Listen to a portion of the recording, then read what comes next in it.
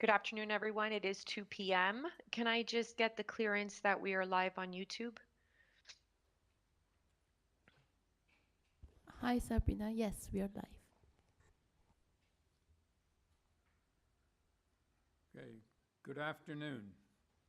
Due to COVID-19, Committee of Adjustment public hearings are being conducted virtually by electronic means through WebEx Webinar, an online digital platform, and streamed on the Toronto City Planning YouTube channel. Participants who have registered in advance will be able to make the presentations to the committee using WebEx Webinar, which is moderated by city staff. Anyone wishing to view the hearing may watch on YouTube.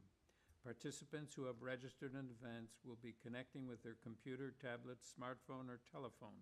All participants will automatically be muted on entry. When your item is called, each participant will be unmuted by the moderator, one person at a time. We ask that you also mute your devices until you are called on to speak. Today, Committee of Adjustment is offering attendees the option to appear by video. Those attendees that have registered in advance to attend by video will be temporarily upgraded to panelists when your item is being held. During this time, your camera will be enabled. You will only be visible during your 5 minutes allotted speaking time. At all other times, your video will be disabled and you will be reinstated as an attendee.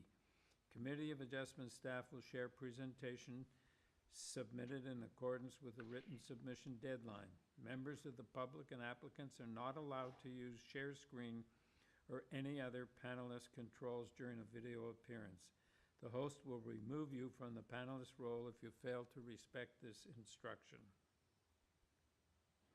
We acknowledge the land we are meeting on as the traditional territory of many nations, including the Mississaugas of the Credit, the Anishinaabe, the Chippewa, the Haudenosaunee, and the Wendat peoples, and is now home to many diverse First Nations, Inuit, and Métis peoples. We also acknowledge that Toronto is covered by Treaty 13 with the Mississaugas of the Credit. In accordance with Sections 45 and 53 of the Planning Act, this meeting of the Committee of Adjustment of the City of Toronto is called to order. The Committee of Adjustment considers applications for variances from the provisions of the zoning that applies to property, permission to extend or alter lawful non-conforming uses, and consent to sever property to create new jobs. Anyone in attendance today who wants to receive a copy of the decision on an application must submit a written request for a decision by email.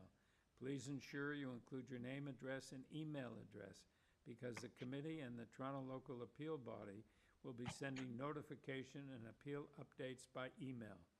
If you don't agree with our decision, decisions may be appealed to the Toronto Local Appeal Body or in some limited circumstances to the Ontario Land Tribunal. Appeal instructions are set out at the bottom of the decision of the committee. Today I will call each item in the order listed on the agenda. When making your submissions, in a case where the application is uncontested, the agent or applicant may proceed with their presentation if so desired. When the committee does not require a presentation, applicants are to advise the chair should they wish to speak to the committee. The committee may ask questions and/or take the matter into committee for a decision. Each speaker, including the applicant agent, will be given a maximum of 5 minutes to address the committee. I will comment when you are reaching the 5 minutes. When addressing the committee, please clearly state your name and address. Please remember to confine your remarks to the matters outlined in the application. The applicant or agent will proceed first and will make a presentation to the committee on the application. Please note, the committee may not entertain revisions to proposals at the hearing today. The committee may decide to defer the application if substantially revised to ensure the revised application is accurate and that all those entitled to notice of the application are informed of the changes. Then, individuals, either in support or opposed, will be invited to speak. Committee members may ask questions of each speaker after they have finished their presentation. When all speakers are finished, the applicant agent has an opportunity to rebut only those issues that were raised by the speakers.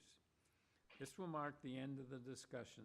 The application will then be taken into committee for a decision. Are there any declarations of interest of panel or staff for the items in the afternoon time slots? Madam Deputy Secretary Treasurer, have you received any requests for deferral for the afternoon time slot? Through you, Mr. Chair, item number 23 is requesting deferral. 68 ALCORN Avenue. Okay. And that's it? That's the only one I have on my list right now. Okay, thank you.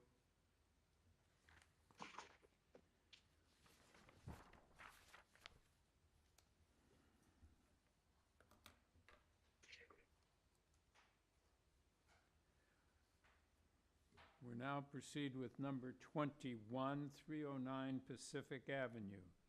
The purpose of this application is to construct a two-story detached ancillary building for the use of a garage and interior amenity space with a rooftop deck in the rear yard abutting the laneway. The existing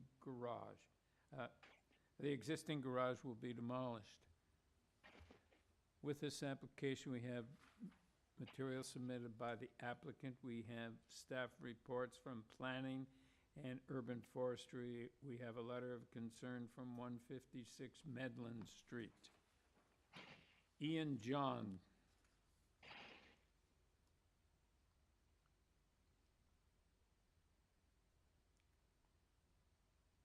Can you hear me? Yes, we can. Sorry, through you, Mr. Chair. Sarah, can I have you post the October 19th agenda? I think we're seeing October 12th instead. So let's just get that up on the screen and then we can proceed with the applicant.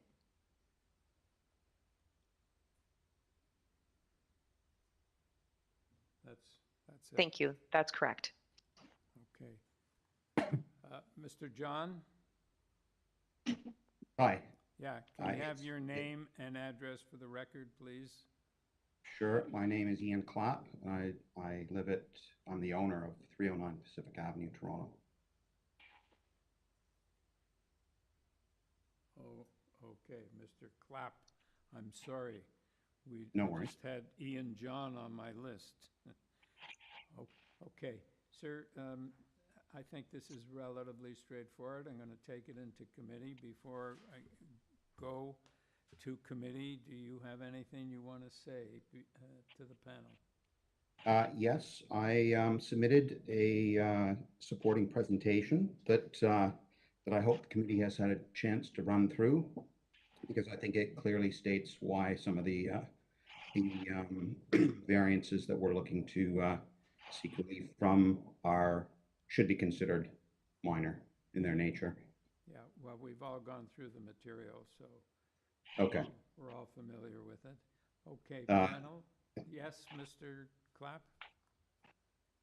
No, if everybody's been through the presentation, I don't feel a need to take you through it again. The only other comments I have are I did take note of the objection that was filed by a member of the neighborhood, and I think that if they were, I don't know if they're on, but if they did have a chance to have seen the presentation, I think some of their concerns would have been addressed in that. And then I also see the city report, and I just think that what we have had, and it is shown as one of the last slides in the presentation, we have a number of our adjacent neighbors that have all indicated support. All of the immediate neighbors have indicated their support. And one of the key items that is of concern to the city is that there is no increase in overlook that is created as a result of the proposal. And given the nature of our property being a through lot and the two adjacent properties being houses themselves, not other backyards, and sort of solid walls without windows, there is absolutely no increase in overlook to anything other than Azeel Street, which is not a laneway. Okay, thank you. Yeah, thank Panel, you. do you have any questions? All right, Zahir? Yeah, I was just wondering about this. This is one of those unusual lots in that the backyard actually. So I think there's an error in the purpose, because it says abutting a laneway, but it's actually not abutting a laneway. Rather, it seems to be on an adjacent street. So it's one of those unusual situations. Planning department has, however, suggested refusal. So I'm just wondering how that plays out. Okay, Mr. Clapp, did you have any comments on that? Well, I don't have an answer to that question, but I am I share the concern. I don't know how it plays out. I was hoping that the sort of anomalous nature of our lot going from Pacific Avenue through to Azeel Street would alleviate some of the concerns raised by the city. As I said, I think the main item of concern that I think that they have is an increased oversight gained by having a second story on an ancillary building. But in this case, the property at 58 Azeel Street, to the top of the drawing there, is 10 meters high. That wall that we are proposing to kind of be up against, there are no windows on that. And then to the south, 54 Azeel, that house is at its peak, I think, over 8 meters high. And again, we're nowhere near that, and we don't look into this new structure. Will not look into 54 Azeel's backyard, and it can't see 58 Azeel's backyard either. And to add to that, both 307 Pacific and 58 Azeel have rooftop decks that are much higher than what we are proposing. So in terms of oversight, this group of backyards are already pretty well overseen, but what we're adding or proposing to add here is certainly not of any concern on that front. Okay, thank you. Panel, any further questions? Yes, Nimrod? Yeah, the site plan shows a parking pad located. Is that really a driveway that leads out to the street, or is it intended for parking as well? No, that's a driveway. And if you could scroll, or if you needed a visual kind of representation of that, if we go back to that presentation, there's a slide. Well, I think it's probably about page 8 that shows you the driveway that exists now, and that's always been there. It's not a feature of this application. Thank you. Any further questions? Have comments? Do we have a motion? Peter? Thanks, Chair. Agreed, this is a slightly unusual lot for the city. Not necessarily for this neighborhood, though. I disagree with the city planning report. I think that this proposal, as it stands, results in a better condition on the flanking street, the rear street, Azeel. And I think that, as the applicant has noted, the overlook potential is very limited given the specific context of this. So I'm happy to move a motion for approval of the application with the urban forestry condition. Number 2. That's right. Yeah. You second that? Yim? Yes, I second it, and also I would like to add the comment, my response to the planning report.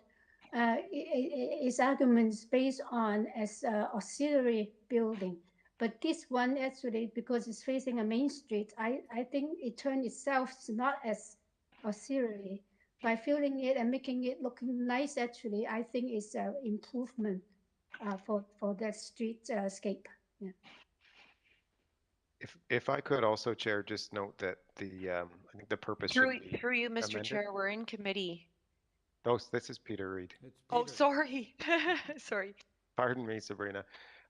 Just to alter the purpose to reflect that it doesn't back on a laneway, but onto a street. Yeah, okay. So That correction will be made on the notice of decision. Great, thank you. But I will still second that. Yeah. you seconded. All in favor? Have your approval, sir. Thank you. Number 22, 537 Broadview Avenue. Purpose of this application is to alter the existing 2 1/2 story residential apartment building currently containing 5 dwelling units and 7 dwelling rooms by demolishing the existing addition and constructing 4-story rear and side additions with front 3rd and 4th story terraces, rear 4th story terrace and Juliet balconies along all elevations for a total of 15 units. With this application, we have, my God, just a minute. We have material submitted by the applicant. We have a staff report from planning, and we have 78 interested parties supporting the application. And we have, and lots of them have no address provided. And we have also correspondence and concern or interests. Again, no address provided. And correspondence in opposition from 1 Spark Hall Avenue. Through you, Mr. Chair, I'm just going to ask Sarah to present. We just received a revised comment or a report from community planning. So it is dated October 19th. And I believe the only change is instead of the 5 conditions, they're now down to 4 conditions. So it's on the screen right now. So they just eliminated 1 condition? I believe so, yes. They didn't change the other ones? Okay. No, so as part, if the committee is to approve this application with conditions, it would be based on these conditions from the report dated October 19th. Okay.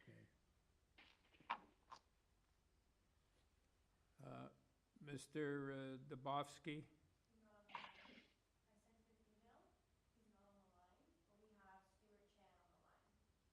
Yeah, okay. Mr. Chan?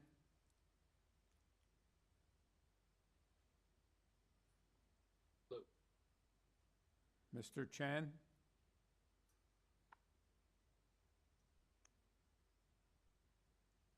Is he on?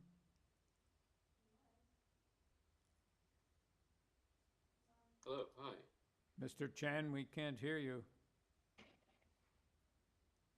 Can you hear me now? Well, sort of, but you're not loud enough. Apologize. Let me put on headphones. Yeah, that's good. Okay, so are you able to make the presentation if necessary?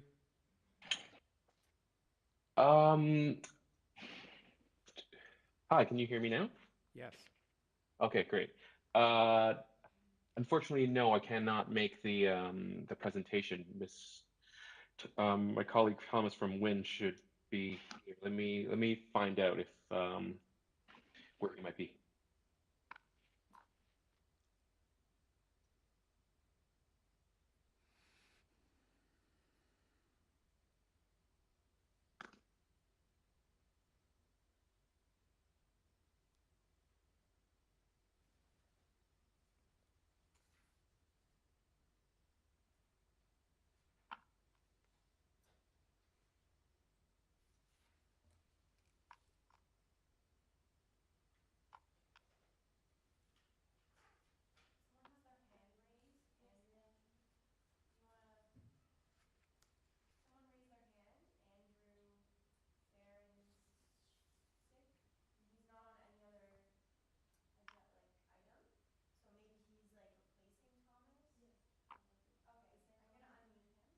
Okay, let's hear who he is and what he has to say.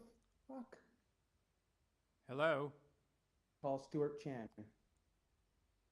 Stuart. Have you located Mr. Dubofsky or someone to replace him? Oh, Andrew? Yes, yes. Yes. Oh, hello. Can you hear me now? Yes, we can. I've been screaming into my computer for the last 2 minutes. My apologies. I couldn't unmute myself. I'm the one that's making the presentation. Okay, and your name is, sir? Your name and Quite address? frustrating. Thank you for unmuting me. Andrew Feranchik. I'm principal and president of W&D Associates. We're the planning firm that has been involved in this project since the beginning 2 years ago. Okay, so and my address. Are you aware that the planning department has dropped one of their conditions? Yes, sir. We've had extensive discussions with the planning department today and yesterday, and that has resulted in the revised conditions, which we fully support. Okay. I do have a presentation if you would allow me to run through it, but I'm in your hands.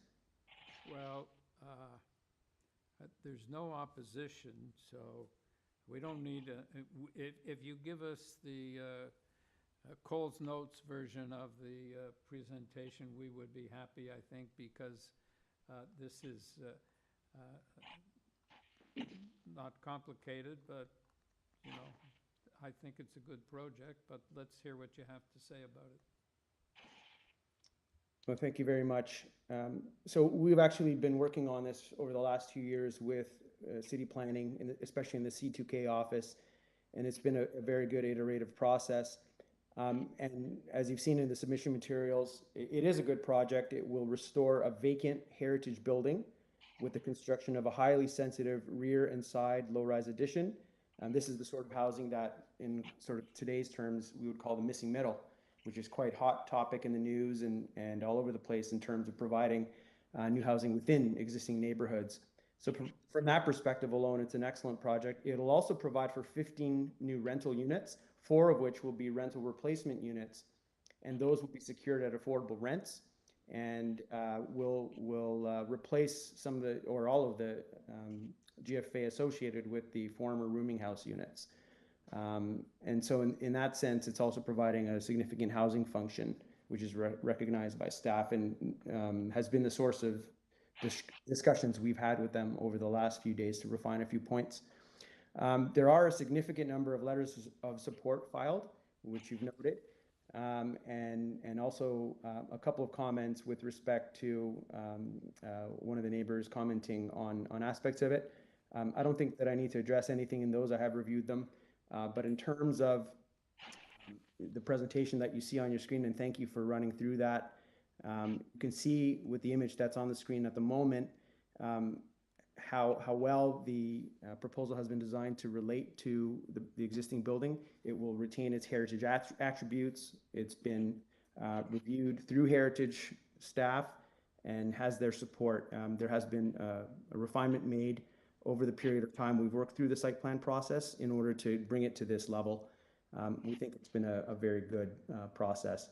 In terms of the variances that are requested, they are quite minor in terms of them recognizing a lot of the existing conditions that exist with the present building, in terms of securing the side yard setbacks and whatnot. Several of the variances relate to parking. There are 2 parking spaces proposed on the side of the building. Just if you scroll up to that last image, you'll see the driveway entrance off of Spark Hall. Those 2 spaces require variances in terms of the number of spaces that would typically be required for a building like this, of 13. But I would note that although variances are requested, in the time that you've actually received the application, the OLT has now approved new parking standards that the city planning department has put forward citywide, which actually eliminates the need for any parking for a building like this.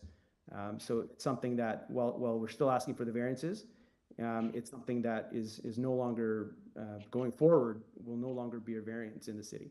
So we think that's quite positive in terms of supporting affordability and all those things.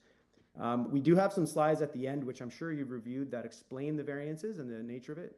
I don't plan to belabor that, but I would like to just turn to the one showing the height. And a lot of the discussion with planning staff related to massing the building in an appropriate manner so as to relate to its surrounding context. And the elevation that we've shown, we're almost there, illustrates how the building's been massed within a 45-degree angular plane, with the 7.5 meter setback being respected. And so that has gone a long way, I think, to get us to where we are today and to getting it to be greenlit by city planning and housing staff as well. So we do think it's a great project. We're hoping that you think so as well, and I'd be happy to answer any additional questions that you have. Thank you for your time. All right, sir, I have a couple of questions that came up while I was reviewing this. Number one, I understand what the replacement apartments are, but you refer to them as affordable, and I understand you have to charge what was being charged previously, but how does it differ from actual, what we would normally call affordable housing? Thank you for the question. So the affordable housing units that we are providing here are in replacement of the units that were in the building previously. Now, the building was previously comprised of both rental units and rooming house units. The rental units in the building were actually less than the threshold of replacement. However, the rooming house units exceeded it, and there was a new policy that came out, OPA 453, which, while it wasn't enforced at the time, it was something that our clients respected, and the city housing department had asked us to replace those units. They have been replaced, and they've been replaced above grade. And in the conditions, the revised conditions that you receive today, in fact, you'll see that Tier 1 and Tier 2 rents are being secured. So those rents are the affordable rents that are in place relative to CMHC. They're changed every year.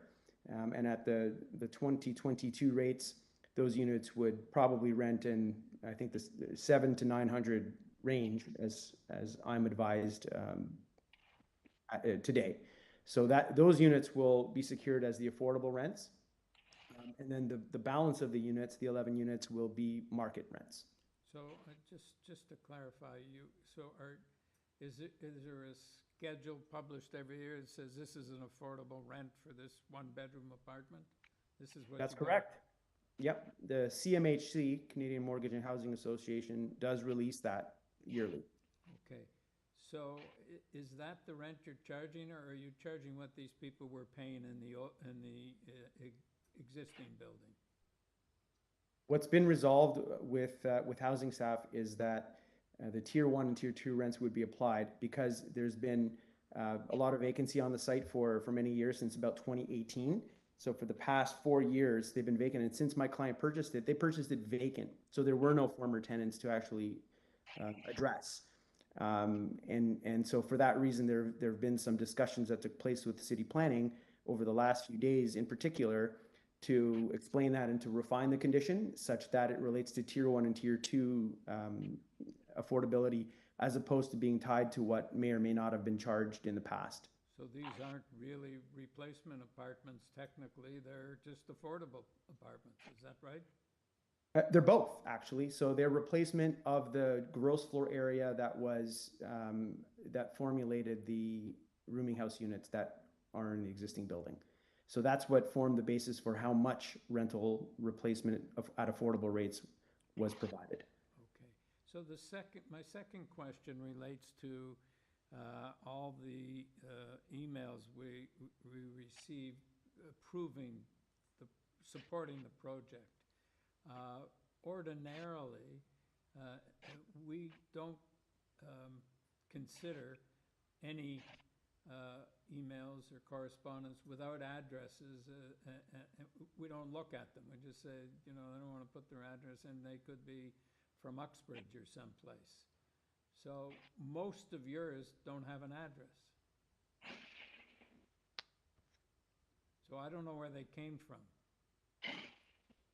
Sure, and that's a very good point. My client is actually quite passionate about this project and providing for the rental housing that they're doing here. And in doing that, did seek out and obtain these comments from persons across the city. So without having control of any of that and being able to tell you where exactly they live, I am advised anecdotally that some do live in the neighborhood. Perhaps they're uncomfortable to provide their actual address. But the fact remains that they're not sort of written on a form letter. They are sort of people's personal thoughts expressing their support for this form of development. And I think part of that, the reason people would even spend their time to do that, is they respect my client and for what they're trying to do here and what they've done on other projects of theirs. So I think it's a testament to frankly who they are and their passion for actually doing this. They were hopeful that it could help to demonstrate to the committee how good of a project it actually is. Yeah, well, that explains, we've never had, or I've never seen 85. Neither have I. support I was letters. quite surprised when I saw it, so it was quite interesting. But you know, I know, for example, there was one from Josie Stern, who's a real estate broker, but in the Hillcrest area for the most part, but she supports a project on its merits. Exactly. So, okay, I understand what happened. Okay, panel, do you have any questions? Nimrod? So I understand this is a heritage designated site. And that you said that you had consultations with heritage staff. Do you have comments from heritage planning? Because I have not seen comments from them. Yeah, and usually no comments are good comments at this point, I'll tell you. We did have extensive consultation with Heritage and ERA. In fact, Stuart, who was, I guess, previously going to speak when I was muted, is from ERA Architects, and they worked closely with Heritage staff. He might be able to speak to it if you'd like, but suffice it to say, there's been a 2-year process. We filed in October of 2020, and the reason it's taken this long to get to this point is because there has been collaboration with the Heritage Department to make this, the best it can be. And so that's reflected, I think, the silence actually speaks volumes here in terms of there not being a report that actually speaks to any issues. I guess usually we would get a report from Heritage Planning with some conditions attached. And in this case, there's no conditions. There's no report, so we don't have anything. It's just, I'm just surprised, because if it's a heritage designated site, normally their conditions are that they want to ensure that the plans are as provided. But Nimrod, I don't know where this is from, a heritage impact assessment I thought that was, that's ERA. Yeah, I can speak to this a little bit. Because of the scale of the project, it's caught by the site plan process as well. And that process is separate to the Committee of Adjustment process and results in a notice of approval conditions. So there will be conditions that are included in the approval of the site plan. There's no way that my clients can construct it without entering into those site plan agreements. So I think that's where that agreement that you're discussing, you're referencing, would come into play. Great, thank you. Okay, any further questions? Sahir? Just a couple of quick ones. I noticed at the back, the parking pad that you have, is going to be, of course, new.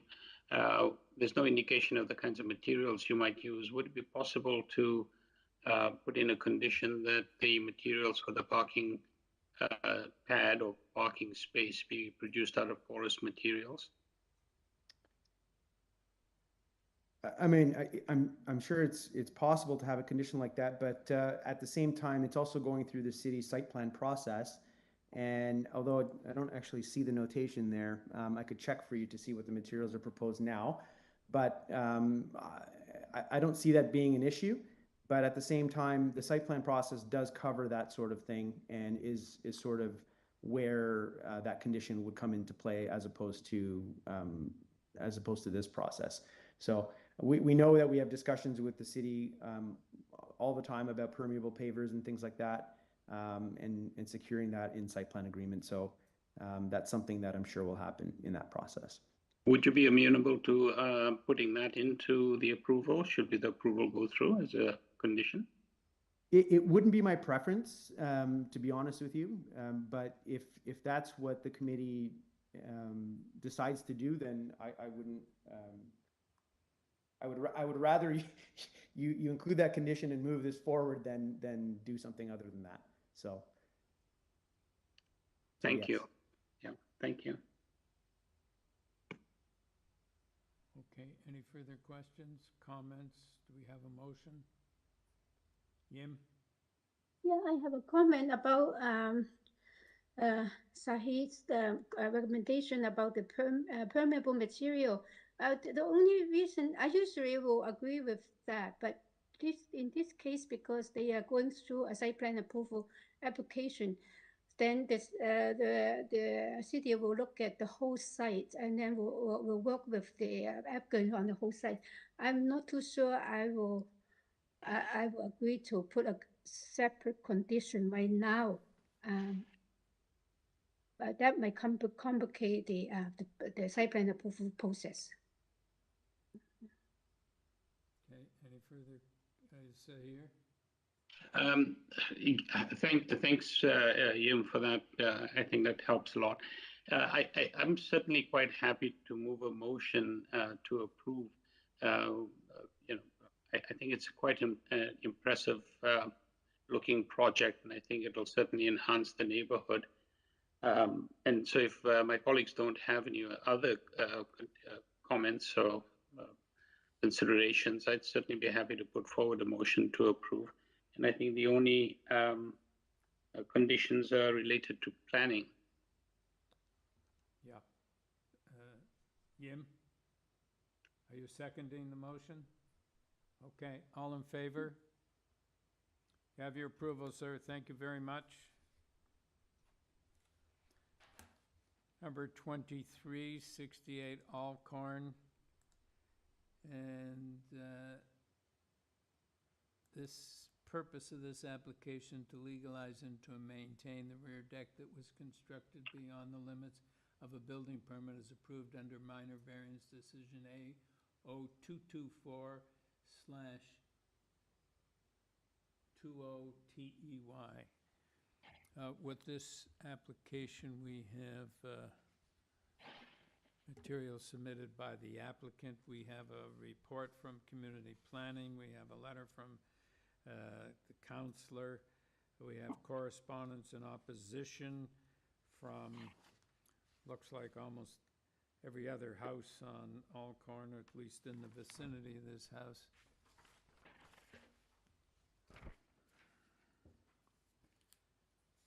Mr. Romano? Romano here, Action Planning Consultants, 2095 Autumn Breeze, Port Credit. Okay, are you asking for a deferral?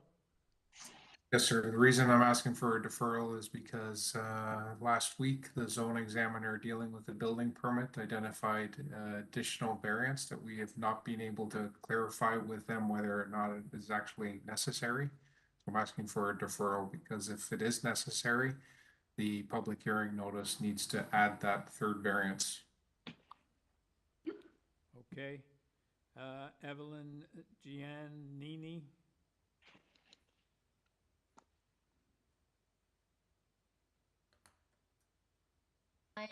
I'm an owner resident of 61 ALCORN Avenue.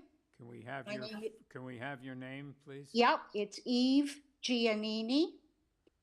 Okay. And I have submitted a written letter, so I won't repeat all my objections, but I will try and focus. We're not concerned about your objections at this point. Mr. Romano has asked for a deferral. Are you in favor? No, I am not. Okay, thank you. Marianne Collin?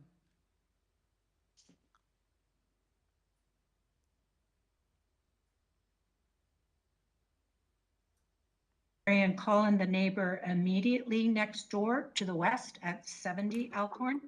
Okay, Mr. Romano has asked for a deferral because he's may have identified another variance. Are you opposed? So he wants to put that in because we'll have to send out a new notice if there is another variance. Are you in favor of a deferral? No, Mr. Chair, I oppose both the application and the request for a deferral, and I respectfully ask the committee to deny both in the hearing today. Thank you.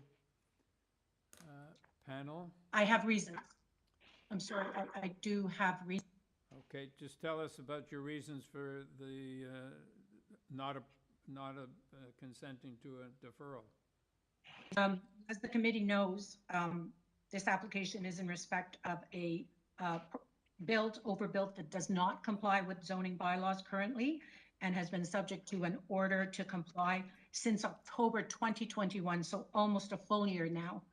And it's respectfully submitted that it is long past due that the order to comply be enforced and that the request for a deferral be rejected because the reasons for the deferral are far outweighed by the reasons not to defer. And I can list those quickly. There is already wide and substantial community opposition for this structure, detailed in the many letters that were filed, including Councillor Matlow's letter, and they relate to opposition based on many varied, serious, and meritorious grounds, including negative impacts on privacy, increased overlook issues that directly affect my property, safety of the community, which will not change whether or not this, the identification of this variance is So confirmed. we're not discussing the merits at this point, Ms. Okay, Collins. correct. So I understand. So you just say that it's long overdue. Well, I'm saying that the deferral will just further obstruct and cause unwarranted delays in the enforcement of the order. It's contrary to the interests of community because there's significant safety risks. Already, I have almost been hit by an SUV stepping off my property because of the existence of the illegal obstruction right at the corner of the jog. So, we feel that the application process at this point is being unfairly exploited by 68 owner because he has refused for 2 years to deal with this issue. We've spent time and energy. Right. Thank you. I understand your position. Mr. Romano, do you have anything to say to rebut that this has been going on for a long time and there's safety issues here? Well, sir, in terms of safety, there are no safety issues. In terms of it being going on for a long time, I fully agree. I was brought into this process after the order to comply was issued, and you'll see in the record the order to comply has got nothing to do with any of the variances that have been identified by the zone examiner. And the zone examiner has identified variances that reflect some conditions that pre-existed the carport or the deck. So it is a new zone examiner that's dealing with the building permit now. The building permit was issued based on a different zoning examiner. And so the owner has been trying diligently to work with whichever staff member has been assigned to this project to address all building code and zoning items that have been identified through the process from the date that the initial building permit, and it is the same building permit, was submitted in 2018. So the owner has been working to address all of the city's comments, and it's not the owner that is causing the delays in terms of addressing those items. As soon as the owner receives an item, we act upon it. And I received a new zoning notice last week, came as a surprise to us on October 12th. And it identifies a variance that apparently says that the basement of this dwelling is the first floor. Basement of this dwelling has never changed. It's been there since it was constructed. So the zone examiners identified a variance associated with an existing condition that's been there for many, many, many decades. And we are looking to feverishly address that issue or identify it as a required variance. And the rules of natural justice would require that the public be properly notified of that variance. And I think that a deferral is in order to address that, those rules of natural justice, sir. All right, thank you, sir. Panel, do you have any further questions? Do we have a motion with respect to a deferral? Yes, Yim. I think that it is a fair or even necessary to really address the correct variances. I do not see why they will not be given the chance. So I move for granting the deferral request. So do you have a motion? Yes, I move to defer the application so that the applicant can sort out and have the proper variances posted. Yeah. All right, do you second that, Peter? All in favor? You have your deferral, sir. Thank you. Number 2454, FERMANAGH. And the purpose of this application is to alter the existing 2.5-story detached dwelling by constructing a rear ground floor addition with a deck and a rear third-story addition with a balcony. With this application, we have a material submitted by the applicant. We have a form letter in support from 56 FERMANAGH. J. Smith.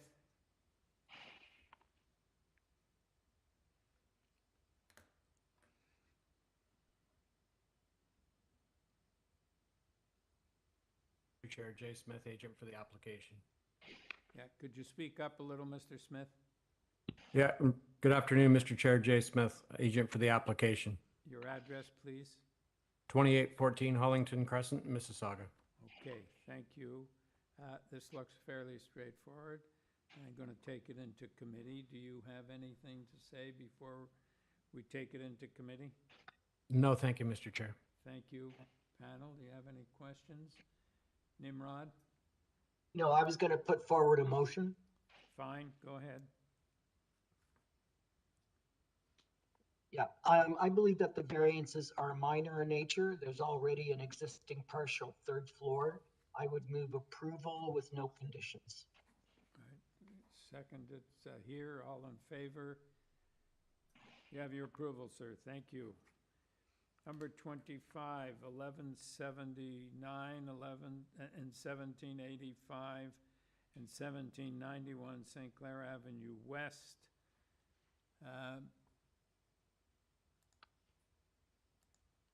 Purpose of this application is to permit 7 undersized underground parking spaces as a result of minor encroachments of pipes and walls into these parking spaces. With this application, we have material submitted by the applicant and email correspondence from Transportation Engineering.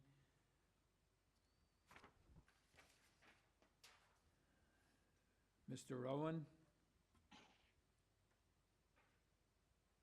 Hello? Yes. Oh, sorry, cut out there, but good afternoon, Mr. Chair, members of committee. My name is Spencer Owen of Greywood Developments at 200 King Street West. Okay, so this is pretty straightforward. We get these all the time once you get the building up. So do you have anything to say before we take it into committee? I would just like to add that these variances, they're pretty straightforward. They're quite minor and have been reviewed by city transportation staff. We have no objections to the variances. The parking spaces in question will continue to remain viable and functioning spaces for the future residents of this building as per the parking report. And I'm happy to answer any questions that you might have. Thank you. Panel, do you have any questions? Yes, Yim? No questions? No question. I'm ready to move for approval. I think it's very straightforward and the reduction is really minor. Okay. With no conditions. Okay, seconder, Zahir, all in favor? Have your approval, sir. Thank you. Number 2628 Elgin Avenue. Purpose of this application is to alter the existing 2.5-story semi-detached dwelling by constructing a side on the east 1-story addition and a rear north 2nd and 3rd-story addition. With this application, we have material submitted by the applicant, and we have correspondence from planning and staff reports from urban forestry and heritage planning. Mr. Ansearle, Nicholas Ansearle? Yes, sir. Yep. Can we have your name and address? Yes, Nicholas Ansearle, 31 Scarsdale Road, Unit 6. Okay, can we have a brief presentation because there is some opposition? Yes, sir. Okay, thank you for hearing me today. So we have two variances. I'd like to first note number 2, which has to do with parking. And in our presentation, if you wouldn't mind to pull up our third image, our third, which is just a photo of the front of the house. And basically that's the existing. It is within a heritage neighborhood there. And you'll see that from the existing, there has been there's a car park there. This has been the existing situation since the horse and buggy days, I'm sure. Transportation has commented to it. You have the report and they do not have any objection. Our other variant has to do is number 1, and that has to do with the depth of the building. And we are asking for 20.95 meters above ground and 24.61 meters below ground.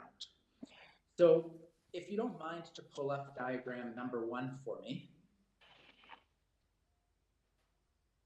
Yes, thank you very much. So this shows how the pair of semi-detached homes reach back. And the existing length of the 2 semi-detached homes are already currently 20.95 meters. So that's an existing situation.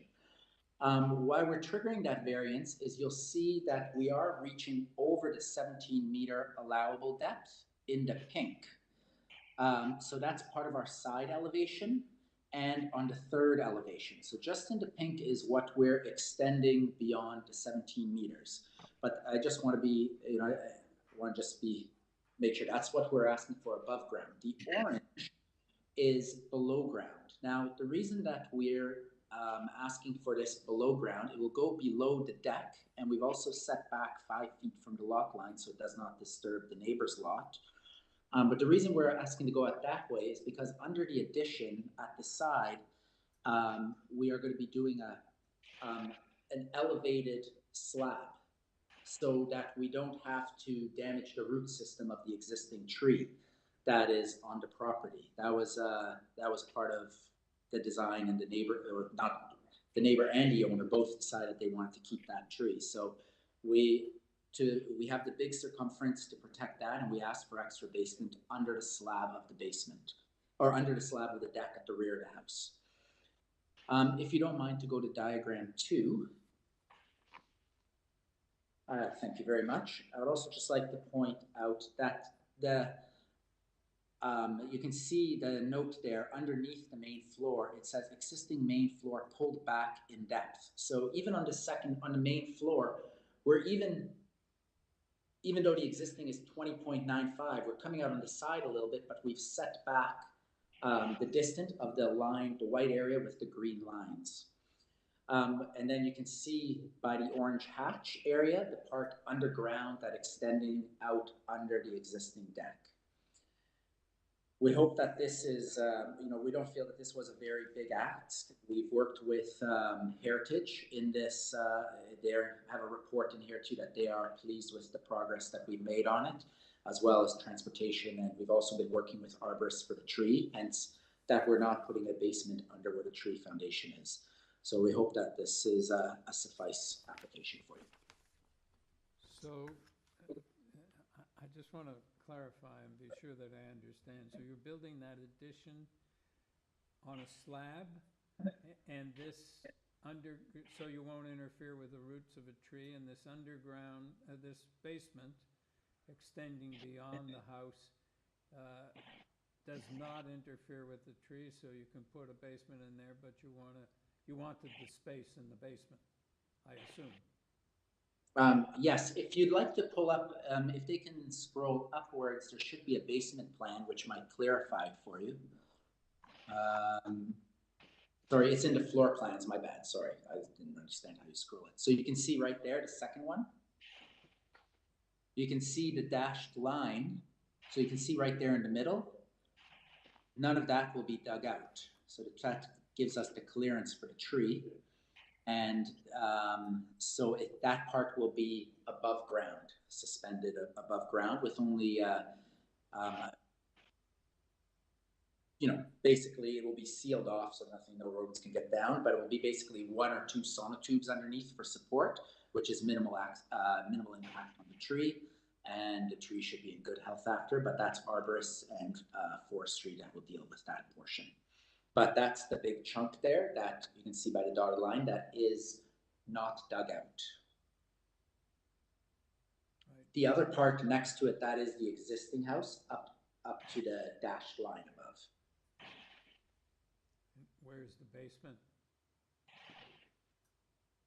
Yeah, so so the dashed line represents the house above where we're cutting it off. The jog in, that's where the house, the 20 point something meters ends of the existing house, and that's where we jog in, and that's the addition of 12 feet that we're asking for in the basement underground, and that will be under the deck.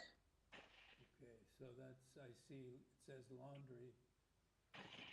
So it's utility space. Yeah, where the laundry is existing. So where it says gym. Oh, okay. Yeah, so that part there, from where the jog is, that part is the extended out. That's the part we're extending. Okay, thank you.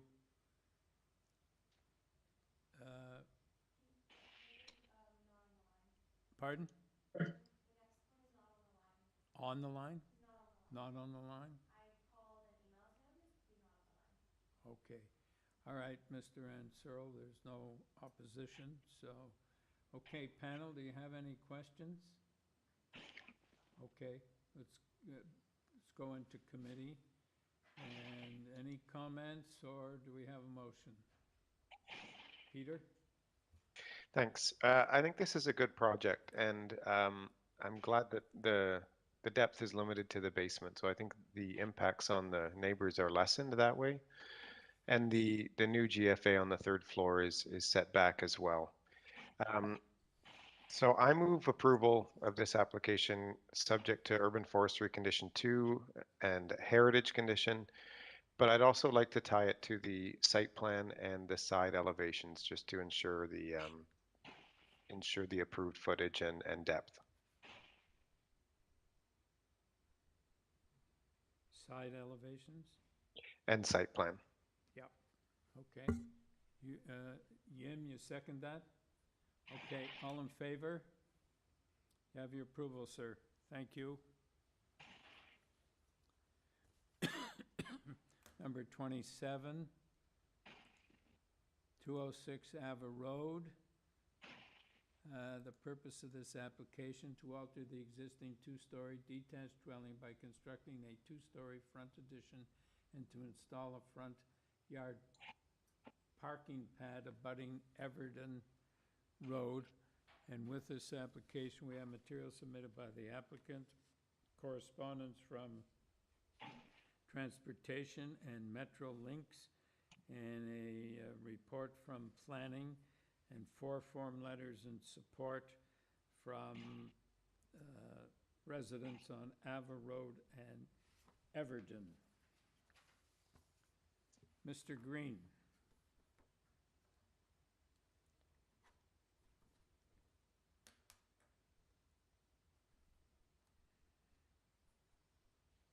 Mr. Green here? I'm here. Yeah, good.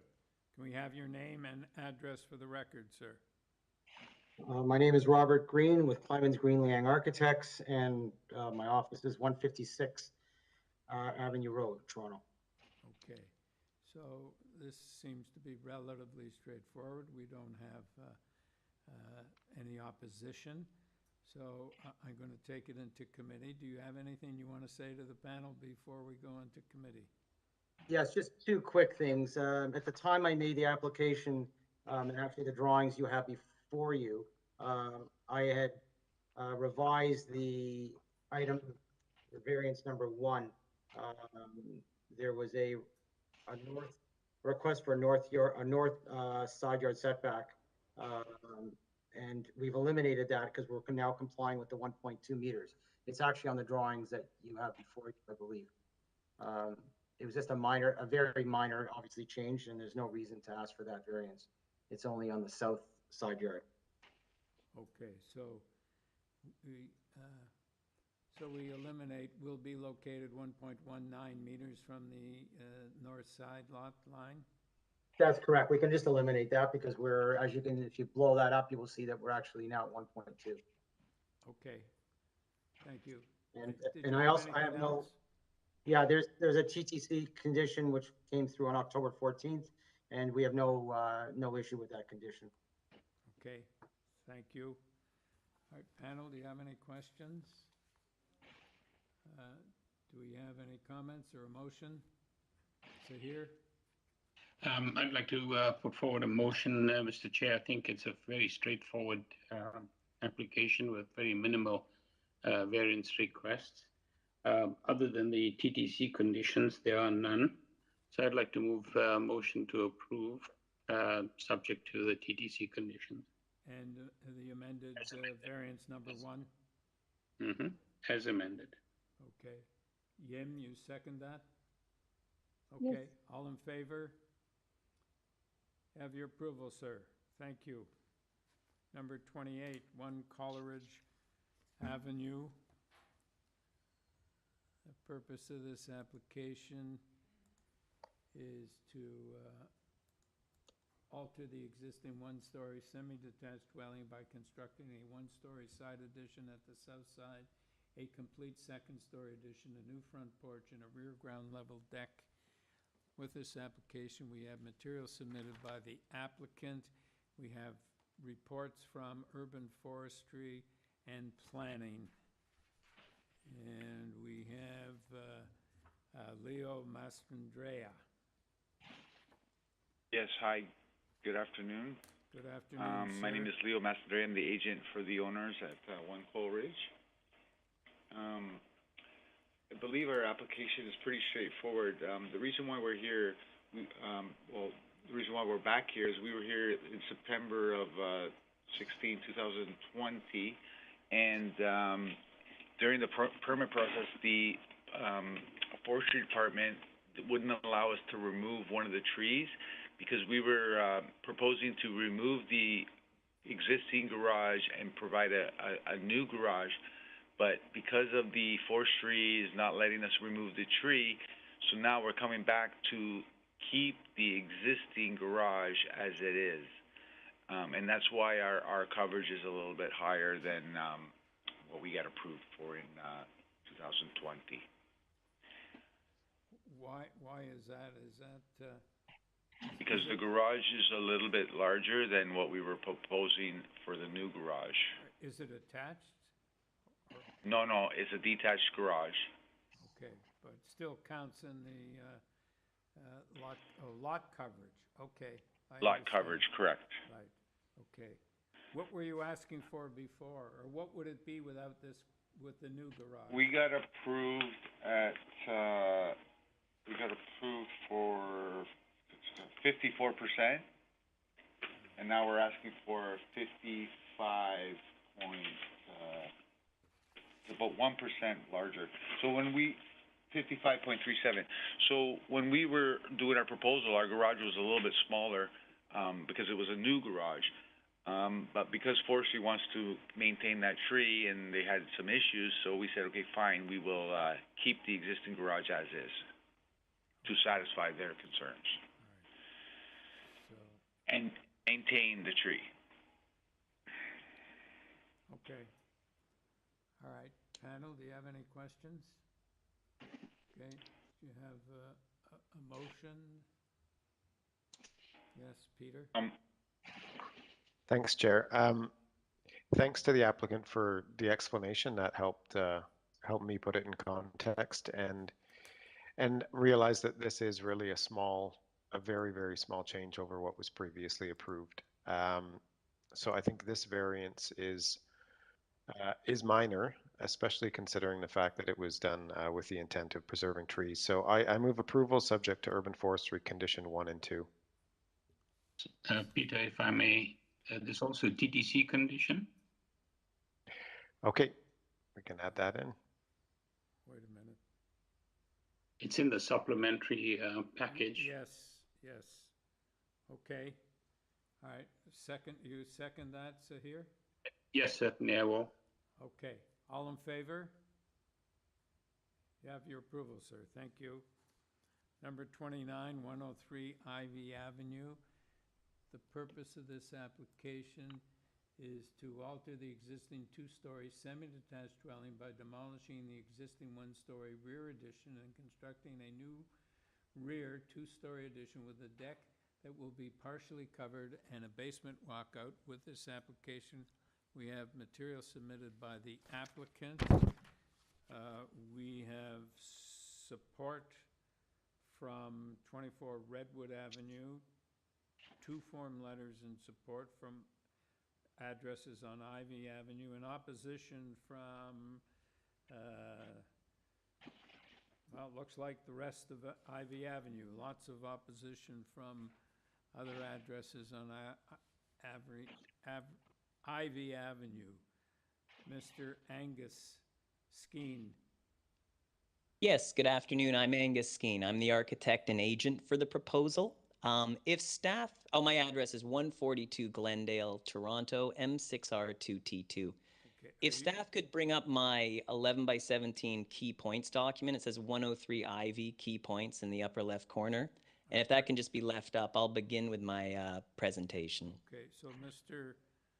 Skeen, I had a note here that there was a discussion of a deferral or some note. Were you looking for a deferral or? No, very early on, I believe in the submittal process, some of the adjacent neighbors requested a deferral based on the idea that they would not be in the country, but those people have actually written letters, and I believe they're even in attendance today. So we certainly never sought a deferral. Okay, all right, you go ahead with your presentation. Sure. The document I'm looking for, if staff could find it, it's one of the submitted documents. It's not the drawings, but it's actually the 103 Ivy key points. And if that could come up before my 5 minutes begins, that would be ideal, but I don't want to chew up your day.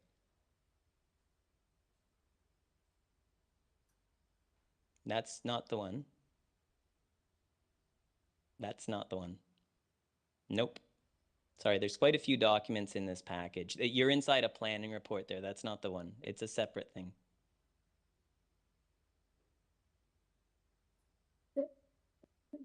That's it. Yeah, if that could just stay up and if that's legible to members, then that's the only document I'm going to reference for now. May I begin my 5 minutes? Yes, go ahead. Thank you. I appreciate it. Okay, so the proposal is for a 2-story addition to the back of an existing semi-detached house on a lot in the east end of Toronto. The lot frontage is under 6 meters. It's about 18 feet. We do not have any staff reports in opposition or comment on the proposal at all. So nothing from planning, nothing from works, and in fact, nothing from forestry.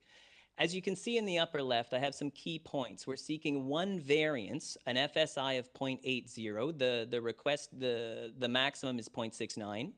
We've discovered similar FSI decisions nearby. The addition proposal provides a substantial side yard setback from the east, and we do not need any depth variance or landscape variances, and the owners of the home have actually consulted neighbors earlier and have in fact shrunk the addition at that time. You'll also see on that sheet FSI from nearby, A through to H with addresses, and you'll see the numbers range from 0.81 to 1.06. There's the year of the committee decision and the file numbers.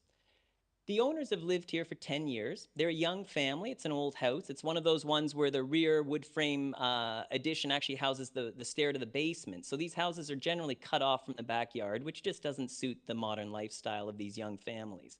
There's actually a planning report in the file. In pages 2 and 3, these professional planners actually address the 4 points, which I'll parse here quickly. Is the variance minor? An appropriate design and configuration of the addition means that no adverse impacts are made on adjacent properties. No noticeable impact on the surrounding land use due to the location of the addition in the rear amenity area. So it is minor. Is it appropriate for the use of the land? This is an R zone. It's a residential project. That's a permitted use. It's consistent with adjacent residential uses, and it shares the setbacks, heights, and depths of adjacent buildings in the neighborhood. Does it respect the intent of the bylaw? We believe it's compatible with the context. And going back to my physical form context, you can see our little addition there and how the basic planning principles for this block of land is, in point 1, a balance of the built form and the open space. Point 2, a retention of the central open landscaped area. Point 3, the principal buildings at the perimeter. And 4, the buildings held to a maximum building depth. You can see the sawtooth profile of all the rear additions. These things come and go, but that basic planning principle is there. So we believe there's minimum adverse effects. Again, we require no height or depth or landscaping variances, and we've provided a larger than required side yard setback from the east, and the bylaw doesn't require any setbacks from the shared property line down the middle of the semi. Does it respect the intent of the official plan? We believe it's consistent with the physical character of the neighborhood, and it's actually located, the addition, above an existing addition and present hardscapes. There's no loss in green space. The consultants also believe it's consistent with the growth plan and the provincial policy statement about diversity and increased housing options in the core. There's in fact a shadow study as well provided by the consultants where using city data, they took the spring and fall equinox where the days are divided equally and concluded that number 101, the house immediately to the west, will experience additional shadows for 2 hours in the morning, and number 105, immediately to the east, will experience additional shadows for 1 hour in the afternoon. No house nearby will experience a shadow impact longer than 3 hours, and 3 hours is in general the city's threshold for adverse impact of shading. So in conclusion, we have a rear 2-story addition project, a very common type of addition in the city. We have an FSI requirement, 1 variance only. It's a common sort of number in the neighborhood. There are no staff reports from planning or any other city department, no shadow impact that's adverse in the city's basic threshold meter, and professional planners have stated that they believe it meets the 4 tests. I'm happy to answer any questions and address any concerns. Panel, any questions? Okay. Diago Filmus. Rob Caccio-Tolio. Gary Toporowski.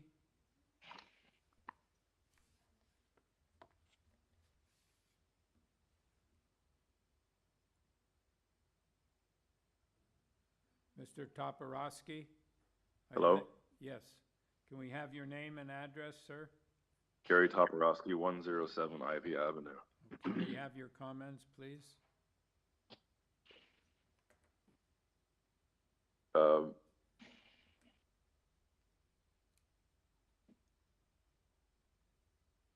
Can you tell us what your concerns are, sir? Well, I'll speak to the sunlight immediately because that was last touched on. Standing on my deck, I can tell easily that it will take the only 3 hours of sunlight I get from the west.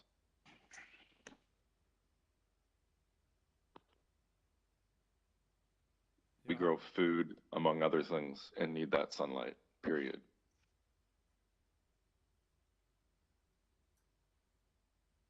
I have my letter there if you'd like to read the letter. Well, we've all read the material in the file. Also, I don't need to recount everything about privacy, just the overall monstrosity of it.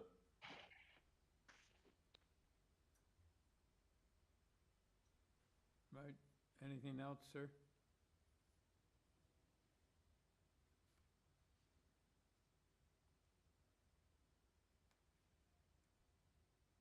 Do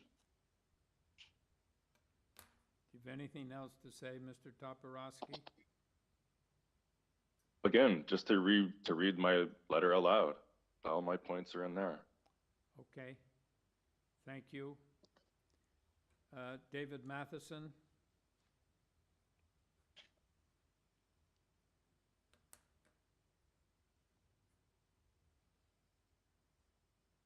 Mr. Hello? Matthew? Yes. Yes. Good afternoon, Chairperson, members of the committee. My name is David Matheson. I'm the owner and occupant of 105 Ivy Avenue. I'd ask the staff to put up an image I sent to John Homsey on October 17th. The number is 9784 on the image file. While that's happening, I will tell you that my home has no additions to the rear. The kitchen opens onto an uncovered deck that extends 10 feet into the space behind my house. The proposed two-story addition at 103 would extend approximately 13 feet deep into the backyard. The length of the home would be increased by 32% and up into the sky to a height 11 inches higher than the existing second-story flat roof on the existing home. The development would then extend deeper into the yard with a covered deck a further 6.5 feet. Looking southwest from the back of our house at 105, the current view of green space over at least 8 backyards would be replaced with a view of a 2-story brick wall. It will sever a significant green space currently shared by several neighbors. It would exceed the maximum FSI allowed by the zoning bylaw, resulting in a significant imbalance and the endarkenment of the surrounding living spaces. Test 1, it would box me in. The proposed building is oversized. Height, bulk, mass, location, footprint, and floor area are all beyond the scale of surrounding homes. The extent of the impact on neighboring properties is too great to be considered minor and accordingly should fail on test 1. The granting of this variance would fail test 2 by transgressing accepted planning principles in the existing pattern of development in this neighborhood. The highest bidder, the applicant in this case, would be allowed to trample the rights of neighbors. Principles of fairness enshrined and protected by our zoning bylaws would be contravened. The desirability and dollar value of neighbor properties will be unjustly diminished. Natural light is an important determining factor for home buyers. Open space is a most basic resource and fundamental to mental health. Access to it should be shared fairly, and by granting this variance, the committee would be taking a stance that benefits one family at the expense of the overall well-being of the community. No new housing units will be created. Furthermore, there's an existing building on the property of 103 listed as a shed used as an office with electric power installed. This item, as far as I know, is under inspection. Tony D'Amico is the inspector, and the file number is 222123990BR.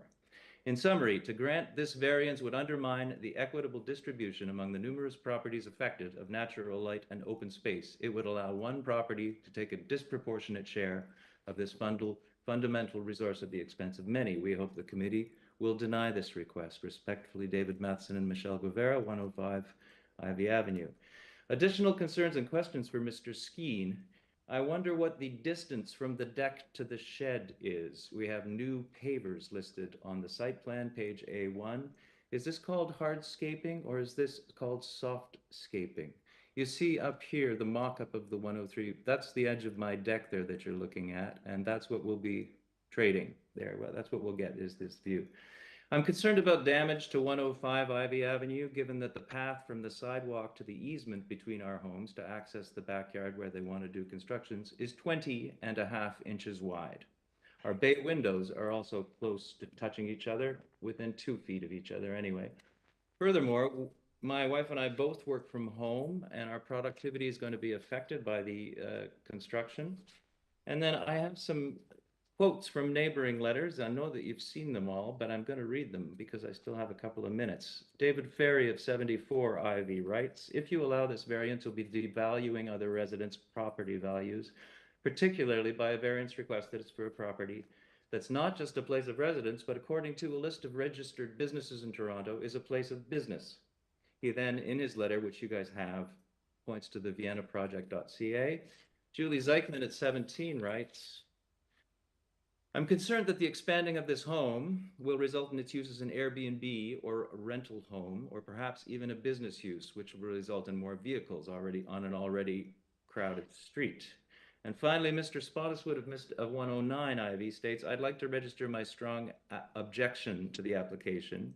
It's a needlessly intrusive design to radically expand a single-family home, a plan that negatively and permanently affects multiple residents and their residences and their occupants. It creates a reckless precedent that could lead to further such designs that will eliminate green space, canopy, and blue space, the ability to see the sky. So that's what we're mostly up in arms about, is the fact that this shared backyard open space will be bisected by this deep development. If you look at the deck that they propose off of the back of the two-story addition, it continues quite a ways with privacy fences up and a canopy over top of it, or rather a permanent covering of their deck. Mr. Matheson, your time is up. If you could just wrap up, please. It's a pity. That's all. That's me. Thank you. Thank you. All right, Sebastian Parata Dufer and Lisa Parata. Okay. Ms. Parata, are you there? But before our 5 minutes starts, I would ask that that our letter come up as well, because I did include many photos. And I'm sorry, I can't see what number it is because I am joining from my phone in Europe right now. There we go. That's perfect. Thank you. And I will hand it over to my son.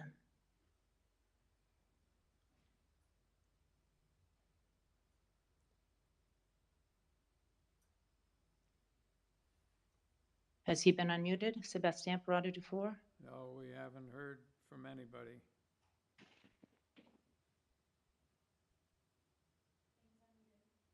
He's unmuted. Okay, I was not unmuted, but can you hear me now? Yes, we can. Can we have your name and your address, please? My name is Sebastian Parada Dufour, resident at 101 Ivy Avenue. Okay, can we have your comments? Yes, I will be representing both myself and my mother, who just spoke, Lisa Parada. We are both occupants of the household at 101 Ivy, and my mom is the owner. There are two main reasons of concern for why we oppose this proposal. I'd just like to preface in saying that regarding the attached documents, as mentioned, the 3 letters of support associated with this proposal are from people who are in no way impacted by this project and do not live nearby. 1 letter of support doesn't even live on our street. Conversely, all letters of opposition are coming from neighbors that are directly impacted by this proposal, as we've just heard. The other point that I'd like to make before starting is that I'd like to just mention Angus's point, around consultations with neighbors. We did have a conversation about the expansion with the residents of 103 Ivy, but we were not consulted on the plans, and there were no compromises that were made based on our requests. We were told what the plan was, but that is all that happened. First point here is the structural impact on our home, and the concern here is twofold. A brick wall separates our 2 dwellings.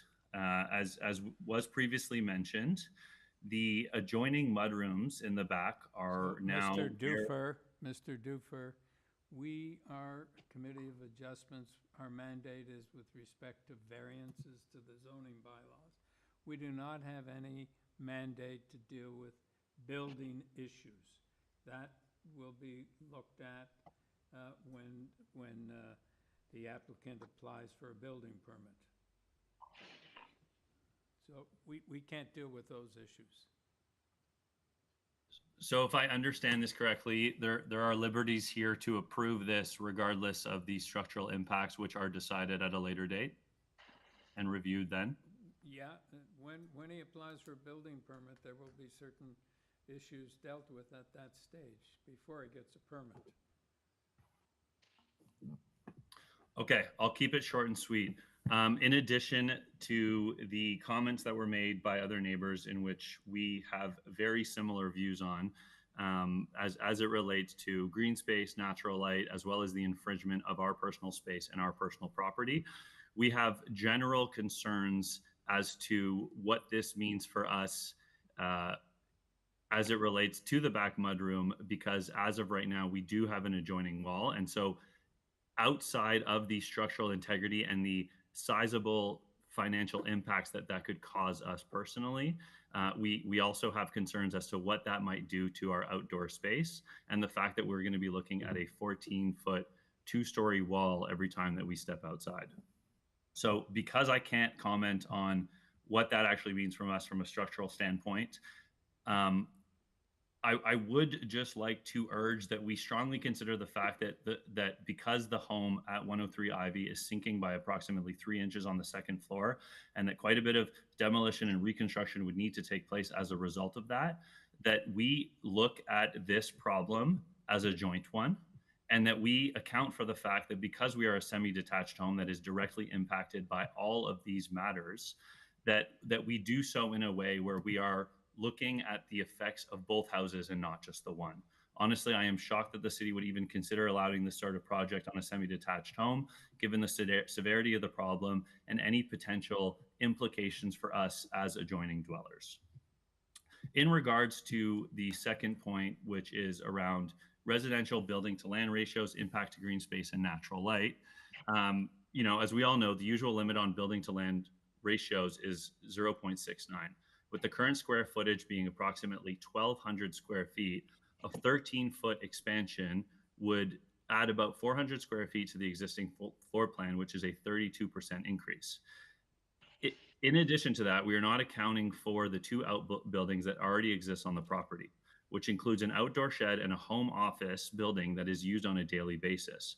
From a coding perspective, I am not sure what the implications are there, or if that has been accounted for in the request for variance, but I do believe that it should be accounted for. Based on those calculations, we are over the 0.8 times the allotted area for the building to land ratio, and that is significantly higher than the allowable limit of 0.69. As a result of that, we believe that this no longer qualifies as a minor variance, and that the proposal does not meet the requirements for a minor variance. This, in addition with the loss of sunlight, views, spacing, openness, which will result from the mass, height, and bulk of the proposed development, is significant for myself, my family, our immediate neighbors, and the general area. It is not desirable from a public interest perspective, and it will reduce the footprint of available green space in our neighborhood, in our backyards, and we will have very little open space left. Most importantly, not only will this affect our interactions with our outdoor space, but we fear what it could mean for the value of our properties in the future. Those are all my comments. Thank you, sir. Tracy Ferenc.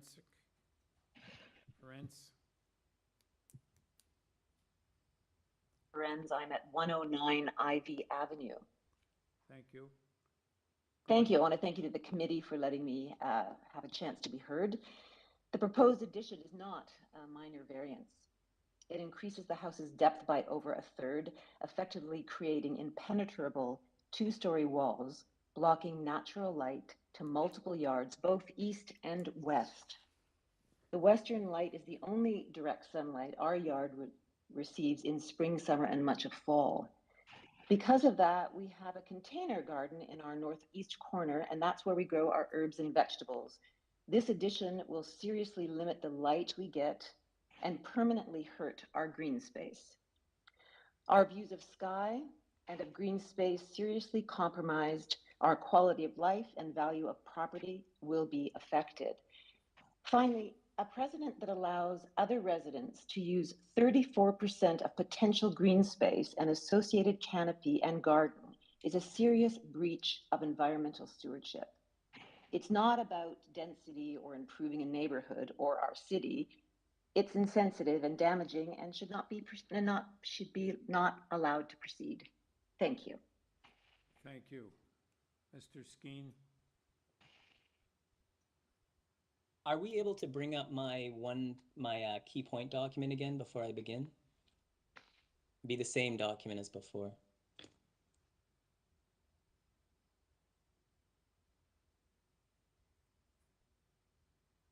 Yeah, that one right there. That's fine.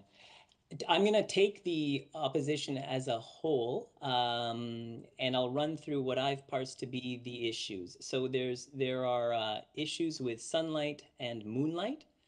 We would counter the fact that we have a professional shadow study that says anything to do with that will be minor and certainly doesn't meet the city's requirements for adverse effects.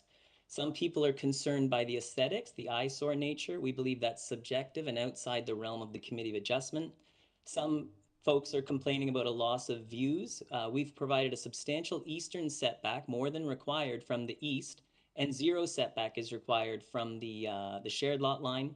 And these are small frontages. We believe people have to be reasonable with the scope of views. 180-degree views off an 18-foot frontage at the back downtown is perhaps not a reasonable expectation. Some folks are complaining the project is too deep. We do not need a depth variance. We conform to maximum depth. Some complain of too tall. We do not need a height variance. Some opposition claims a decrease in property values. Some claiming an increase in property values. Reduction in landscape open space. The addition is going over top of hardscaping. We do not need any variances for green space. The concept that we are creating additional units could be a problem. Some people are saying we're failing to create additional units. There's an increased demand for on-street parking because of this project. There is no parking on this site, and for that matter, there are 300 spots available in this parking quadrant today. Airbnb, there's no intention of that, but that is a permitted use on this in this neighborhood under conditions. Renting the house to others, there's no intention to do that, but there's nothing illegal about it.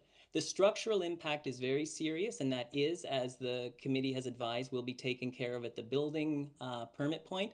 And again, these are common issues in the building of houses downtown, and I'm sure it will be seen to a satisfactory nature. There's some concept of the new flat roof, water tightness, the damage to the neighboring property. Again, this will be taken care of, and under normal practice, there should not be any issues at all. The existing ancillary buildings, some people saying there's too many sheds, then they're wondering about the use of the sheds in the back. I've advised the owners that yes, they actually do, they have one shed too many. They should take it down, but that's not a part of this application, and the city staff did not flag that as a concern. Some people claiming contrary to planning principles to approve this. We have professional planners outlining the 4 points. The building's too large, et cetera, et cetera. I'd like to stick to the one variance we need, which is FSI. I believe we made a reasonable case for it. The owners believe that they have compromised already in reducing the project scale. They're having a difficult time dealing with what appear to be conflicting requests from the neighbors. Some of them that seem to have overtones of financial aspects or changes in the neighborhood. We believe the project can stand on its own merit requesting the FSI. I've provided the local nearby FSI numbers that have been approved for over the last decade by different committees. And about sunlight, if you look at the lower right-hand corner, the growing season, the sunny season, the deck season in Toronto, the tree canopy is substantial here. I'm sure it's lovely. The idea about sunlight, it's seldom direct in the city. It's often diffuse. It's often reflected.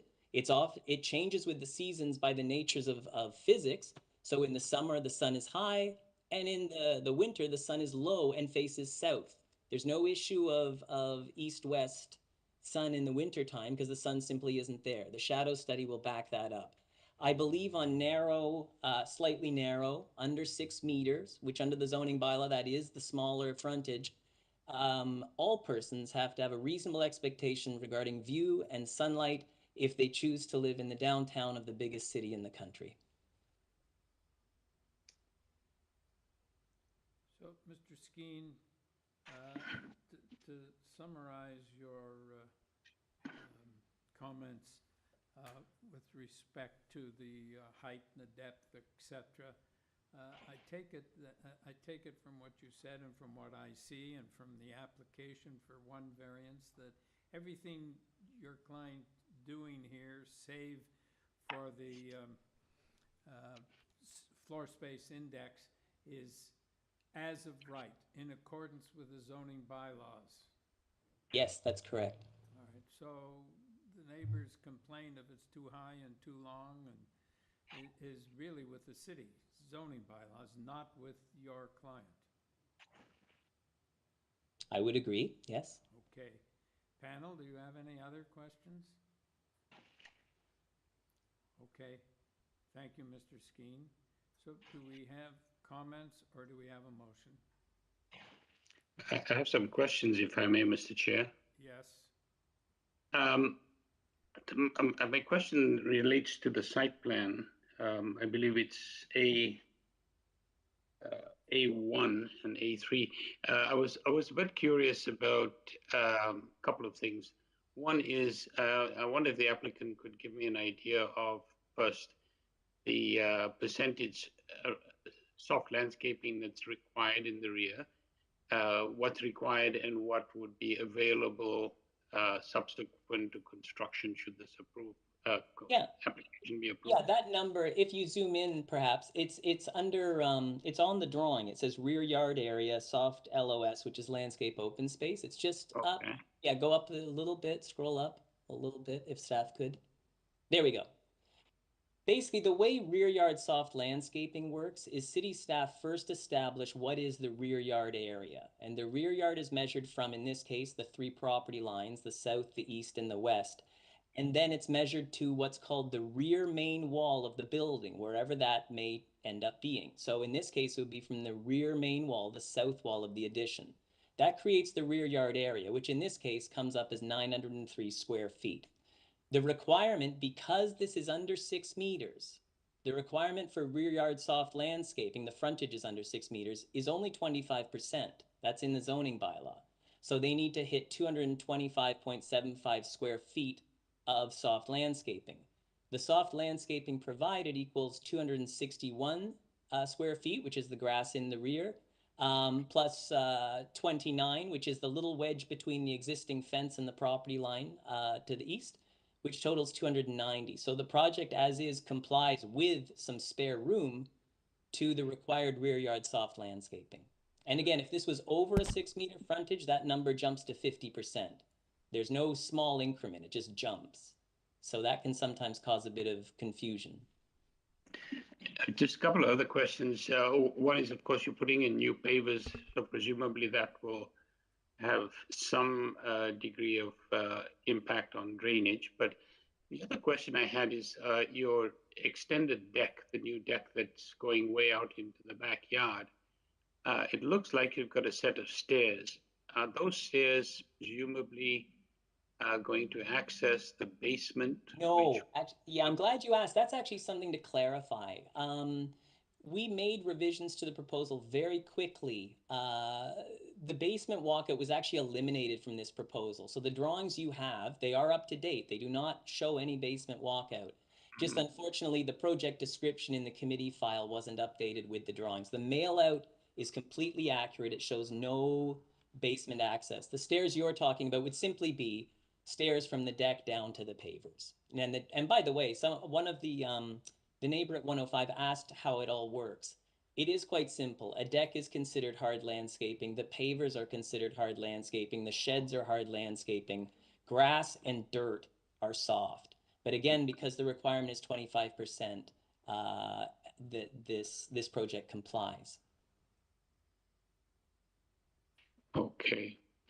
And the basement, from what I can see on first floor plan, the basement only extends, can't quite make out the measurement, but a short distance beyond your neighbor's little projection on their first floor, presumably. Yes, in fact, the homeowners at 103 submitted their own submittal with photographs and measurements, and the number they refer to in their document, which is in the file with color photographs, it depicts it as being 4 feet beyond the existing frame additions at the back to the new addition. Thank you. Any further questions? We have a motion.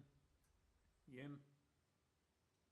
Okay, actually, I have a question. I was going to ask whether he will put in permeable pavers for the new paved areas. I'm sure a request like that is certainly easy enough to meet. So if that were to be a condition of an approval, I'm sure that would be fine. Okay, thank you. So in that case, yeah, I have a motion ready. Go ahead, Jim. Actually, I find that the shadow study, all the diagrams really helpful. And also with my understanding of the of all the backyard actually facing south, and most of the buildings on the north side. I do not believe that they will create a lot of shadow. And also, we are looking at just one variance. I think that is very reasonable, and then I will be supporting this application. Okay. Do you have any conditions? The condition is to use permeable material at the rear yard of the paved area. Okay. Do we have a seconder, Peter? All in favor? You have your approval, sir. Thank you.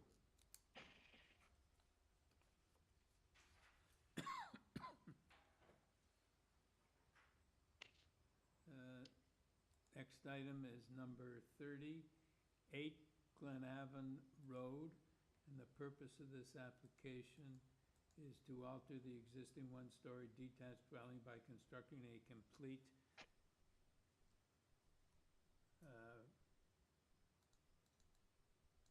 second-story addition and a new rear ground floor deck. With this application, we have material submitted by the applicant, 3 form letters in support from properties on GLENAVON, and a correspondence and concern or interest from 6 GLENAVON Road.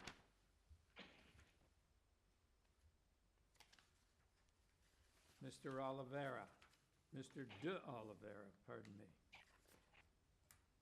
Good afternoon, committee. My name is Mikey Oliveira. I'm here representing GLENAVON Road, and I'm with Replacement Design located at 911 Davenport Road. Fine. We have somebody in concern, so perhaps you could give us a brief presentation, sir. Certainly. So we are seeking relief to the bylaw to create a second-story addition. The variances we are seeking are in line with similar approvals the committee has made in the past. And our clients have spoken to many of the neighbors in the neighborhood, having initially collected 3 letters of support. However, unfortunately, I believe one of these may have been rescinded, as the new letter of concern has since been posted by one of these initial support letters. Upon designing the addition, our clients stressed to us that this is a home that they want to spend the rest of their lives in, and they have lived in this property for the last 6 years and have a growing family with 2 children already.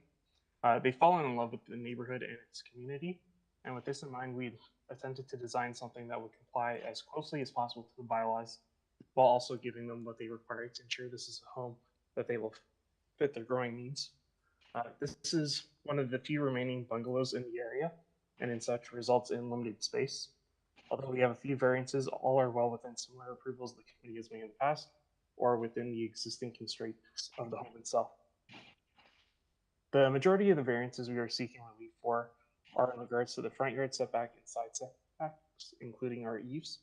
To keep things straightforward, all of the building setbacks, as you can see, are in line with the existing setbacks of the home. And we did this to ensure that we wouldn't go beyond the current characteristics of the property and the surrounding neighborhood. The front yard setback also matches that of the 2-story home right on the left-hand side at number 10. Even our eave variances are actually an improvement on the current conditions. The current eaves only have a setback of 0.05 meters. So our new eave setback of 0.16 is actually an improvement on that. The rear yard, we want to provide as much soft landscaping as possible. And with that, we decided to improve upon the existing rear yard landscaping condition, as the current rear yard has a large wood deck with many hard landscaping areas, which results in a soft landscaping area of only 24.73 versus our new proposal of 40%, which is nearly double. Excuse me. Unfortunately, we're aware of the concerns of the neighbor, and although we're very sympathetic to their comments, our clients have had initial discussions with them for well over an hour and a half, talking to them about the proposal, and at that point, having initially received a letter of support. So we were surprised to see this letter come in after what they thought was a very constructive conversation. And since the letter of concern was posted about a week ago, we've been working quite closely with the clients, even up until a few hours before the hearing today, to try and see if we could come up with something that would meet the concerns of the neighbor while also giving them what they need. Unfortunately, after looking at many arrangements We just weren't able to come up with any changes that would address those concerns without losing a significant amount of space on our overall proposal. Our clients want to do the right thing here, and we have worked diligently to come up with a proposal that would meet the 4 tests. With that said, we believe the variances are minor in nature and meet the general intent of the zoning bylaws and the official plan when taking into context the existing characteristics of the home and how our proposal builds upon that.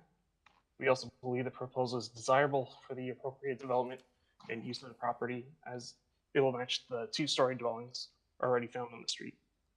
Opening any questions you might have at the moment. Any questions?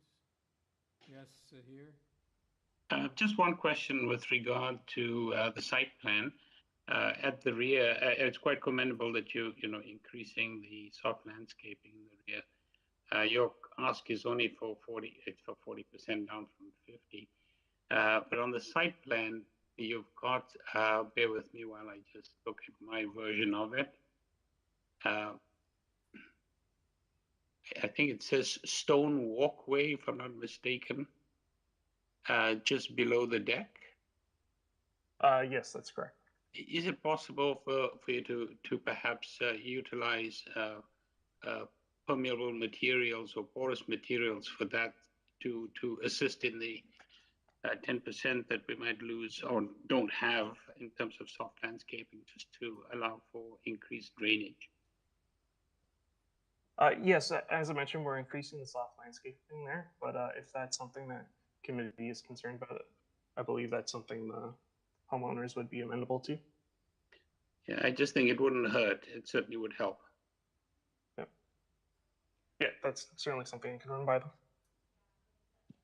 Okay, any other questions? Comments? Do we have a motion? Yes, here. Thank you, Mr. Chair. I'd like to move approval of the application. There's only one condition from forestry. It's forestry number 2. Pardon me. We have someone else here, so let us just hear from her. She isn't necessarily in opposition, but we'll hear from her before I call for a motion. Anna Weicher. I'm Anna Weicher, and I'm their neighbor at 6 Glenavon Road. And in regards to the letter that I signed, it was after we did discuss it, but after looking at the diagrams, that is when I saw that the extent of the development. And I have a very good relationship with my neighbors, and I do not grudge them of it, but I just wanted to make it known that there are going to be infringements on my property, and it's going to be quite impactful, and that's what I wanted to bring forward to the committee. Thank you. What are the impacts on your property, Ms. Weicher? Well, firstly, I'm going to lose part of my view upstairs on the balcony, which I use all the time. And also, I'm going to be losing a great amount of sunlight on that side of the house, because at present, because of the way the slope of their roof is, the whole west side of my house gets all the sunlight, especially upstairs. And I'm able, like, every room in my house on that side of the house will be impacted. So it's going to be a bit of a tunnel in my house going forward. So that was, those were my concerns. All right, thank you. Mr. D'Oliveira? Yeah, so we're certainly aware of those concerns that they have about the shadowing on the property. Unfortunately, there's not too much we can do about any shadowing that would occur, just due to the proximity of the 2 lots. As I mentioned, we're building completely over the existing footprint of the home here, so we're dealing with existing setbacks. We have no variances related to floor space index, height, building depth, which are usually the key factors for shadowing issues such as this. Any second floor addition we were to do, even if we complied as of right with all the setbacks, would still provide shadowing to that property. just due to proximity. So unfortunately, there's not too much we can do about that. And as for the view itself, the neighbor will still be able to enjoy their view. The proposed addition doesn't completely block the view of their balcony. It might impede on it slightly, but our new second floor addition doesn't necessarily have the same kind of roof overhang towards the front. So if you were to look at the second page of the objector's letter that they provided, you can kind of project the existing peak you see there in their main photo with the sunset and imagine what their new view would look like. They'd still have a view of the lake and of the sunsets, so we believe their view would still be enjoyable in that sense and wouldn't be fully impeded by this proposal. Right, thank you. Any questions, panel? Do we have comments or a motion? Nimrod? Well, I think that what's being proposed is appropriate. I want to note that both houses on either side of this site are 2 stories, and so what is being proposed is a second story addition, so it's no different than what is existing on either side. I would move a motion to approve. Were there, Zahir, were you suggesting any condition? Just porous materials for the stone walkway at the rear. Okay, as shown on the site plan. On the site plan. Great. All right, and forestry condition number 2, I believe. Yeah, yes. That's correct. Okay, do we have a Zahir? Are you seconding the motion? Yes, yes, I am. All in favor? Yeah. You have your approval, sir. Thank you. Number 31, 90 GlenEDYTH Drive. The purpose of this application is to construct an ancillary structure, a cabana in the rear yard. With this application, we have materials submitted by the applicant, a report from Urban Forestry, and 2 form letters in support from 40 and 16 GlenEDYTH Place. Mr. Wengel. Yes, good afternoon, Mr. Chair. Good Richard afternoon. Richard Wengel, 102 Avenue Road, Toronto. Okay, so I always like to hear what you have to say, Mr. Wengel, so perhaps we probably don't need any presentation, but perhaps you could just tell us what you're doing here. Thank you, Mr. Chair. This is a secondary application. We actually have a permit and are just finishing construction on a dwelling at number 90 GlenEDYTH that was approved a few years ago. And we wanted to add a small cabana, which is in the side yard. Now, this is GlenEDYTH Drive goes into GlenEDYTH Place, so our side yard actually goes into the side of a cul-de-sac with a wide boulevard. And what we're proposing is a small cabana, approximately 2.39 meters by 4.17 meters. However, it's located 2 meters from the, called the east side property line, whereas 6 is required. Again, there's a large boulevard down the side. We do have a presentation package. If you wanted to see the drawings, I could show you. We've given some 3D renderings. We think it's a fairly minor application. It's just to house some additional pool equipment, so it's not into the other side of the yard, and a small storage area. Again, there'll be a 2-meter high fence shielding this with extensive landscaping, and there's approximately 5 or 6 very mature trees on the side boulevard already shielding this. Again, the neighbors that are affected have signed letters of support, and no comments from planning. Okay, thank you. Any questions, panel? Okay. Do we have any comments, or do we have a motion? Peter? Thanks, Chair. I think this is a truly minor application. It's a deep lot, and the variances being requested for this cabana are almost insignificant. I can see no negative impacts coming from them, particularly given its spot on the curving dead-end street. So I move approval subject to Urban Forestry Condition 2. All right. Yim, you second that motion? All in favor? Have your approval, Mr. Wengel. Thank you. 45 FRATER Avenue. Purpose of this application is to alter the existing one-story detached dwelling by constructing a complete second-story addition that will cover the new first-level rear deck, also to reconstruct the roof over the existing front porch. With this application, we have material submitted by the applicant. Shahid Nanavati, pardon me. Yes, my name is Shahid Nanavati, and I'm at 1304 Woodbine Avenue, East York, and I am the agent for this proposal.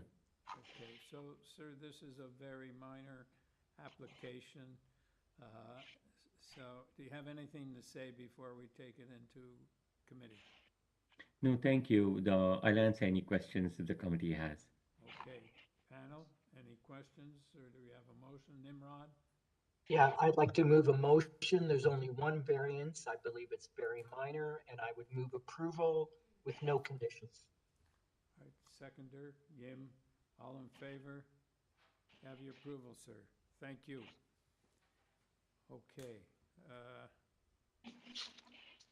I believe we have to switch to the next.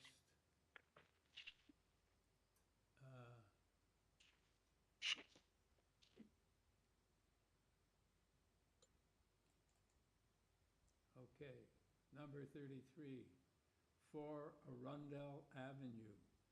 Purpose of this application is to alter the existing two-story semi-detached dwelling by constructing a two-story rear addition above the existing covered porch. With this application, we have material submitted by the applicant. Luca Penzo. Yes, good afternoon, committee. Good afternoon. Can we have your name and address for the record, please? Yeah, my name is Luca Penzo. I'm the agent representing the owners at 4 Arundel Avenue. Okay, so again, this is very straightforward, and I don't think we need a presentation. So do you have anything to say before we take it into committee? No, I submitted some presentation materials, but I think everything's pretty straightforward. Just the FSI we're requesting is only 0.03 greater than the allowable. That's all I really wanted to say. I think everything's pretty straightforward. Thank you. Thank you. Panel, any questions, comments, or do we have a motion? Yim? Yes, I agree. This is a very minor increase of FSI. I move for approval with no conditions. All right, seconder, Peter, all in favor? You have your approval. Thank you, sir. Number 34, 50 Pearson Avenue. And the purpose of this application to alter the existing 2.5-story detached dwelling by constructing a 1-story east side addition and a rear ground level deck. With this application, we have material submitted by the applicant. Mr. Charles Chan Y. My name is Charles Chenwai, and I work for Ian Cunha, and it's 10 Northampton Drive, place of work. Okay, so I don't think we need a presentation. Do you have anything to say before we take it into committee, sir? I can answer any questions that the committee members or yourself has, but I don't have anything extra to add to it. Thank you. Panel, any questions, or do we have a motion? Nimrod? Yeah, this is a very small 1-story addition. The variance is minor, and I would move approval with no conditions. All right, seconders are here. All in favor? Have your approval, sir. Thank you. Number 35, 106 Baby Point Road. And the purpose of this application is to alter the 3-story detached dwelling by increasing the area of the 3rd-story addition. With this application, we have material submitted by the applicant. We have correspondence from Urban Forestry, Ravine and Natural Feature Protection, and from Heritage Planning, as well as a report from Community Planning. Mr. Hornibrook.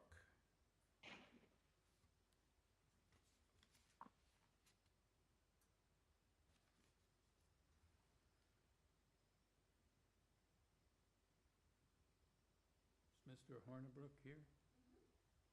Yes, I'm here, sir. Yeah, can we have your name and address for the Of record? course. Dan Hornibrook, 10 Shand Avenue, M8X1T5. Okay, just one question before we take it into committee, sir. Floor space index is increased 0.52 times the area of the lot. What's the existing floor space index? I don't know that off the top of my head.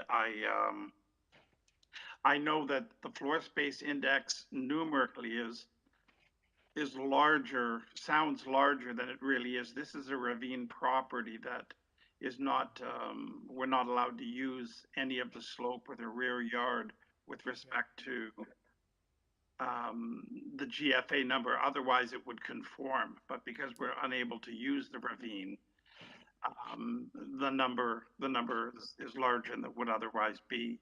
Okay, so it's the equivalent of a small lot because you got the back part locked off.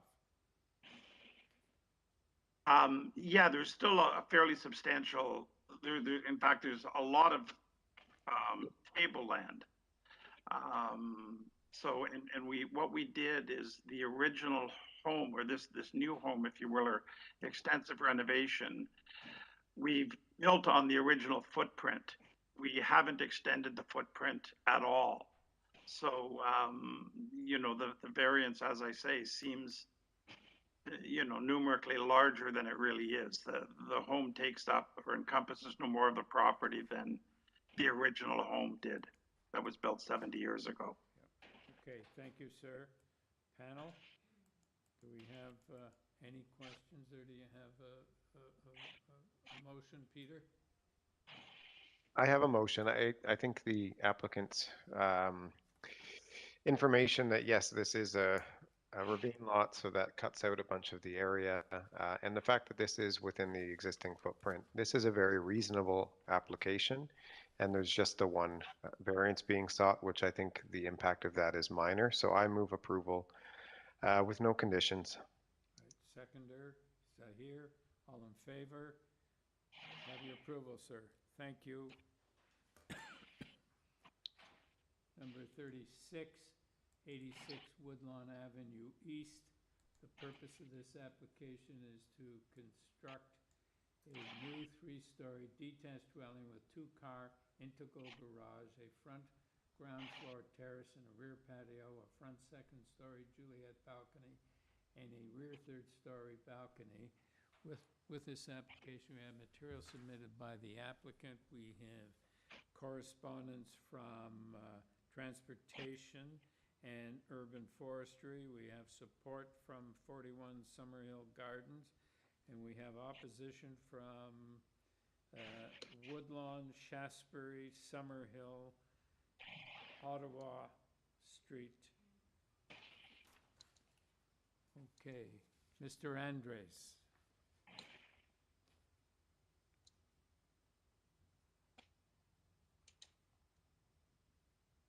Mr. Andres? Good afternoon, Mr. Chairman. Can you hear me? Yes, we can. Yep. Thank you. It's Ian Andres here from Goodman's. I'm here on behalf of Nancy Saunders, the applicant and owner of 86 Woodlawn. This is a somewhat unique residential property. Mr. Andres, just give us your office address, please. Certainly. 333 Bay Street, Suite 3400, Toronto. Okay. So we need a presentation because, of course, there's opposition. Absolutely. So, Mr. Chairman, members of the committee, this property is a somewhat unique lot. It abuts David A. Balfour Park at the terminus of a short dead-end street extending east from Yonge.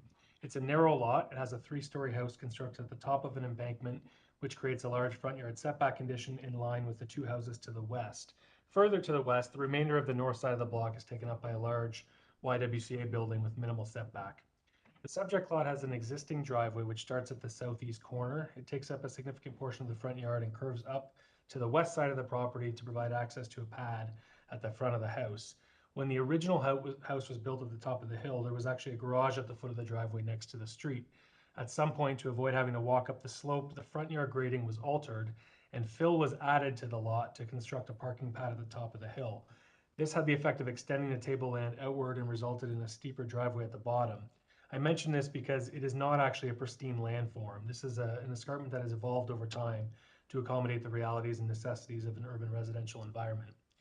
The applicants are investing in this house so they can age in place, which means accessibility and safety concerns are paramount. And although the adjacent park is an inviting green space, it also unfortunately attracts illicit activity at times. There have been instances of people walking down the owner's driveway, sitting on the steps, even rummaging through a vehicle at night. This can be very disconcerting, and it's one reason why it's important for her to have an enclosed garage where her vehicles are secure and not an easy target. Given the challenging topography, the owner has spent a considerable amount of time exploring parking options. The other two houses to the west at the top of the hill have large garages in their rear yards, accessed by a driveway in between those houses. But unfortunately, that option is not available to this property. The lot is only 12 meters wide. There simply is not enough room to create a driveway beside the house, and there's also not enough room to build a carport beside the house, which is another option explored. The neighbor next door had suggested some form of car elevator, which might lower a platform into the earth to avoid retaining walls. But that's not a practical solution either, given the site constraints, and that would still involve excavation into the front yard. The only practical and reasonable option is an integral garage with a door leading into the basement and an elevator that provides access to the upper floors. This will allow the owner to age in place as desired with the safety of covered parking. Otherwise, the owner is seeking to maintain the general footprint and massing of the existing dwelling. There's some alterations to improve functionality and livability. The existing height is not changing. The side yard setbacks are not being altered. The rear setback is actually improving. Most of the requested variances are associated with the new garage and the platform above it. It's proposed to be built in the area that was previously filled to accommodate the parking pad, with retaining walls to protect the entry point. We believe this is a good design that is sensitive to the site constraints, the streetscape, the character of the neighborhood, and the ravine topography. There are also a couple of variances required to accommodate the rear patio, which I don't think are contentious. Mr. Chairman, there are no issues or objections being expressed by city staff here. Planning staff have not raised concerns. Transportation has no objections. The architects have worked with ravine natural feature protection staff. They had a site visit, and staff said they're satisfied with the proposal, including the removal of one city-owned tree in poor condition. Urban Forestry has not expressed any concern. They are simply requesting their standard condition. There's only one private bylaw protected tree proposed to be removed on the west side. It's a beech tree, which is only in fair condition and is suppressed in its growing environment. The owner's happy to plant new healthy trees at a 3-to-1 ratio and to plant other attractive vegetation, which will not only replace but improve the screening to the property to the west. Letters of objection have been submitted, as you noted, by the neighbors next door and signed by some other neighbors. My clients have met with those neighbors, and I understand it was a cordial discussion, but ultimately they agreed to disagree. With all due respect, we submit that the objections are unfounded. We understand the neighbors are objecting to the garage being built into what they describe as the escarpment landform, but that is something that has been reviewed by ravine and natural feature protection staff, as I mentioned, and staff have no concerns. The excavation will largely involve the removal of fill that was previously added to the site to build up the existing pad. We do not believe it will dramatically or incompatibly change the appearance and integrity of the landscape as is being alleged. 84 Woodlawn next door is a designated heritage property, but 86 is not. This is not a heritage conservation district. There is no cultural heritage landscape that has been identified for protection. So to suggest otherwise, as is stated in the letter, is simply wrong at law. And any submissions about percentage exceedances from the bylaw are not particularly helpful here because the test of minor is not a numeric analysis. It's one that must be assessed in the context of site-specific circumstances and evaluation of actual impacts. And here the prevailing character must account for the unique topography. Creating an integral garage connected to the basement is an appropriate design solution. It achieves parity with the amenities that other neighbors enjoy. There's already a very large front yard, and this is not a situation where the front wall of the 3-story dwelling is being moved forward by 9 meters. This is really just relating to the entry point and the garage, which, as I mentioned, will be attached to the house at the basement level. All right, Mr. Andres, your time is up, so if you could wrap up, please. Yeah, absolutely, sir, and I'm happy to respond to any concerns. In summary, the proposal we believe is a positive and desirable example of reinvestment. We request that the committee approve the variances sought, subject to the urban forestry condition. Thank you. Any questions, panel? Okay, Paul Grogan.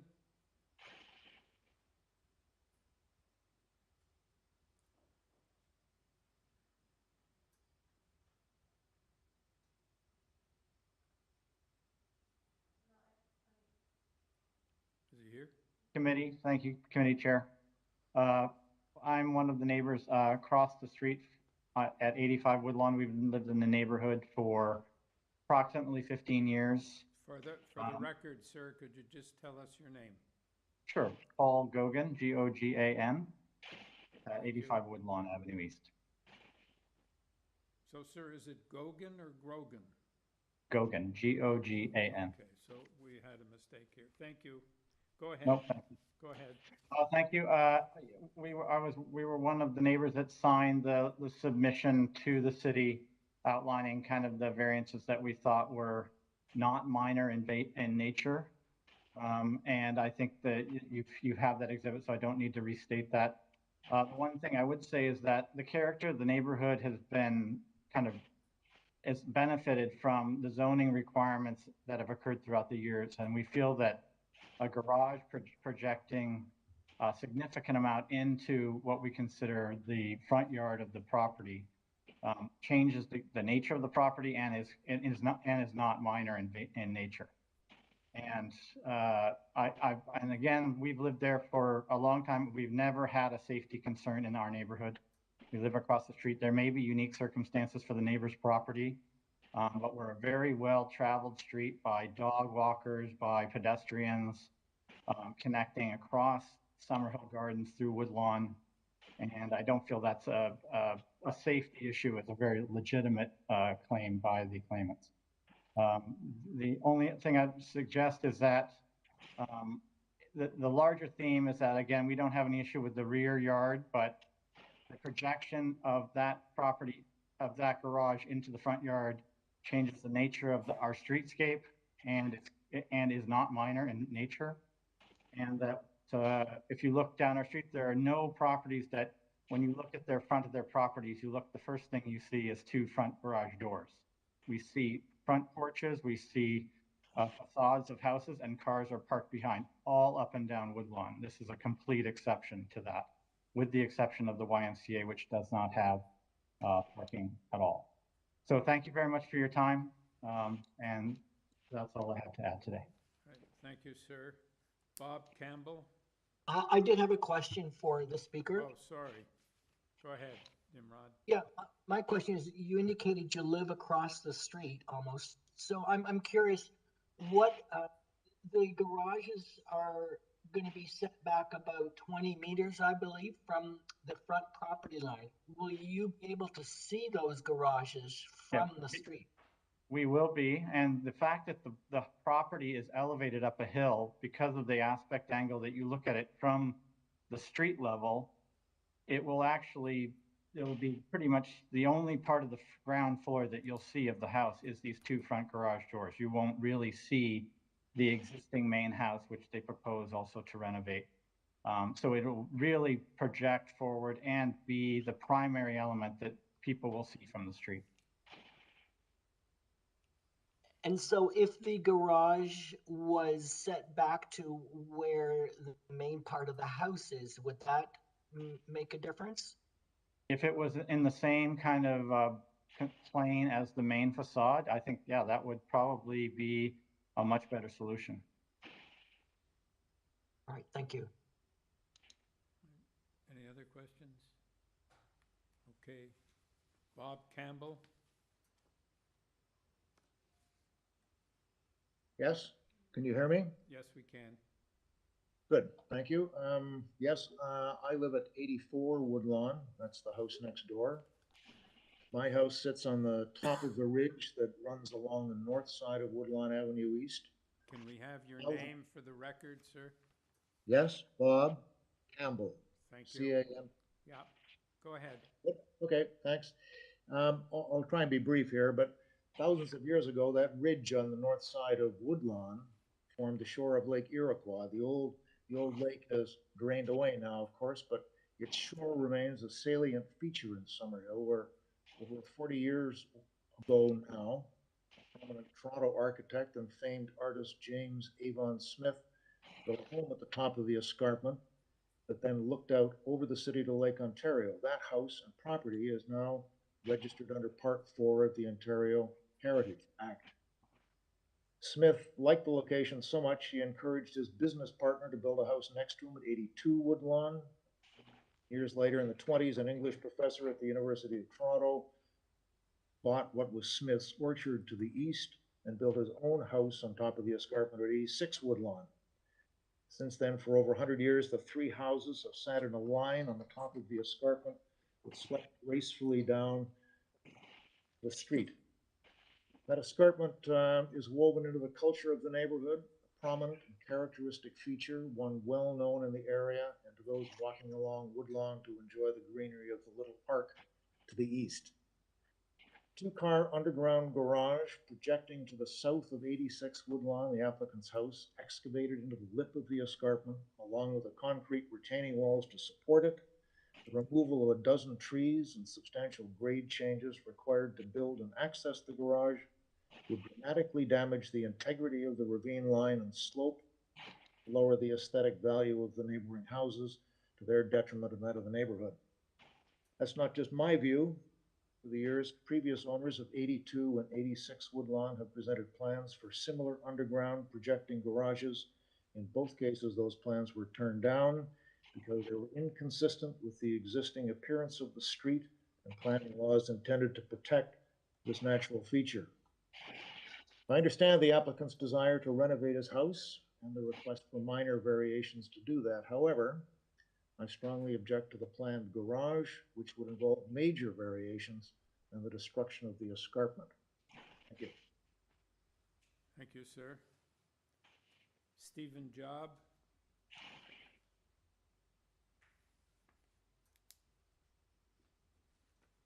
Good afternoon. Yes.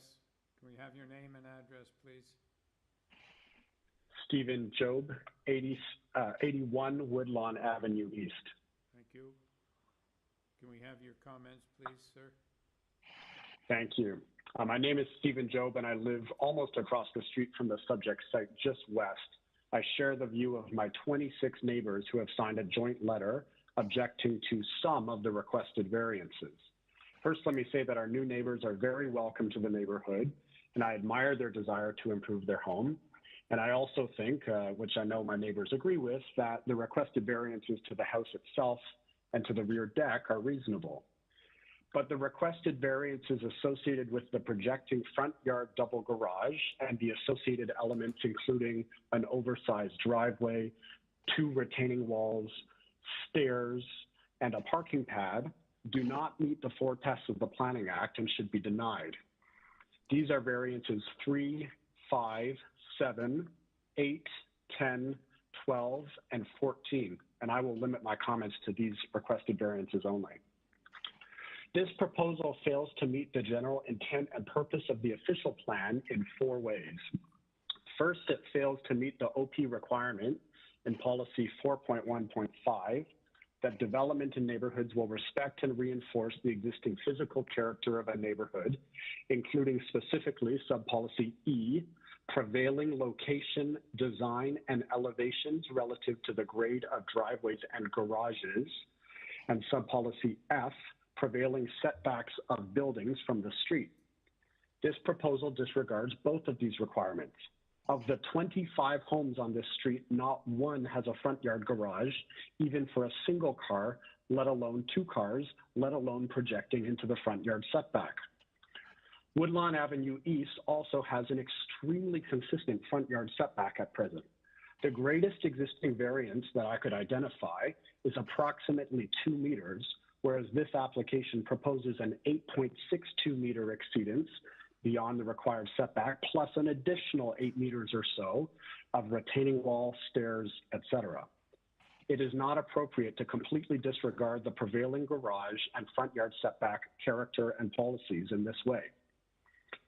Second, this proposal does not retain, protect, or enhance the special landscape feature. This is a very special property. It has a house sitting on top of an obvious and visible significant topographical feature with a long sloped front yard. The Young St. Clair secondary plan, which is part of the official plan, identifies this as an escarpment. And if you scroll down in the letter, this is shown on the exhibit on page 3 of the letter. The official plan and secondary plan both require development to respect and reinforce, which is OP language, and to retain, protect, and enhance, which is secondary plan language, special physical character and significant topographical features. This major new projection into the existing slope would be a significant change to the existing physical character, and it would contradict the OP's direction to maintain, retain, protect, enhance, respect, and reinforce special topographical features like this. Third, the official plan in policy 4.1.5 states that, except for apartment buildings and larger townhouse developments with common underground garages, driveways to below-grade garages that are integral to residences will be discouraged.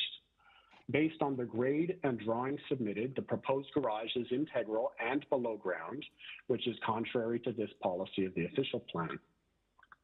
Fourth, this is a special project in another way, or a special site in another way. It ends a street corridor. It is adjacent to a park, and its frontage has high pedestrian volumes because of the park entrance at the foot of its driveway, which has constant pedestrian traffic. The OP in 3.1.3 states that in circumstances like this, and now on page 4 of the letter, in circumstances like this, not only should consistent front yard setbacks be maintained, but in fact, additional setbacks in open space should be provided where appropriate in locations such as adjacent to parks and open spaces, natural areas, sites that end a street corridor, and areas with high pedestrian volumes, all of which this site qualifies as. It is not possible for an application to contradict so many specific policies of the official plan and secondary plan while also somehow maintaining the general intent and purpose of the official plan.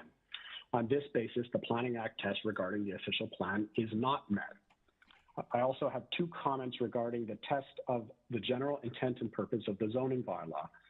The well-established front yard setback point has already been made, but secondly, there is existing in the bylaw a site-specific regulation for this property alone, 86 Woodlawn Avenue East, which specifically says that an attached private garage is not permitted on this site. The requested variances cannot simply disregard a site-specific regulation of the zoning bylaw with no apparent justification or explanation in this regard and still somehow maintain the general intent and purpose of the zoning bylaw. So, Mr. I think you have already heard. Yes. Job, your time is up. Perhaps you could wrap up. That's fine. I will end there. Thank you. Okay. I have a question. Yes, go ahead. I'd like to ask the last speaker, do you know why that site-specific zoning regulation about the garage was put in there? I have not been able to figure it out. Based on what you've heard from my neighbor Bob Campbell, that there have previously been applications for below-grade projecting garage at this property and at 82 that were turned down. I suspect it may be related to that, but I don't know and have not been able to find the minutes or report that led to that restriction. But it exists. Thank you. So I wanted to ask you about the other houses on the street and their parking situations. As Mr. Andres said, this is a narrow lot and they're not able to get a driveway in to park in the back. Are the other lots similarly narrow, or are they wider and they can accommodate a different parking situation?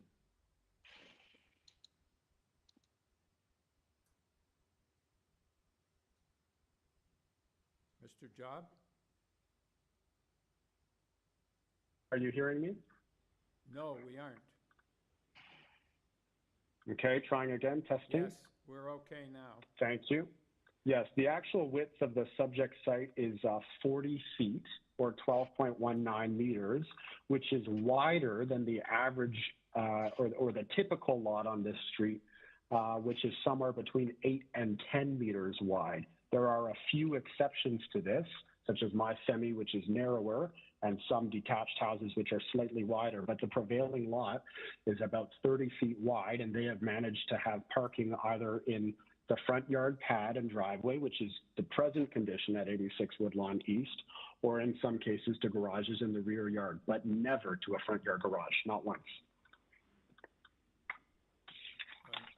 So the other thing I wanted to ask was, have you and your other neighbors met with the owner and their architect or anything to discuss this matter? I would direct that question to the previous speakers, Paul Gauguin or Bob Campbell, both of whom had a meeting. I could not attend. Okay, so there was a meeting.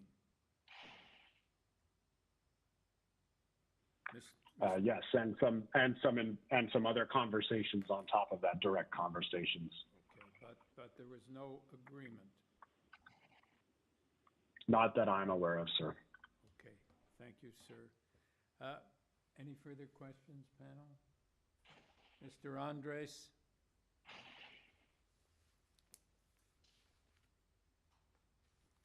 Thank you, Mr. Chairman. Can you hear me? Yes.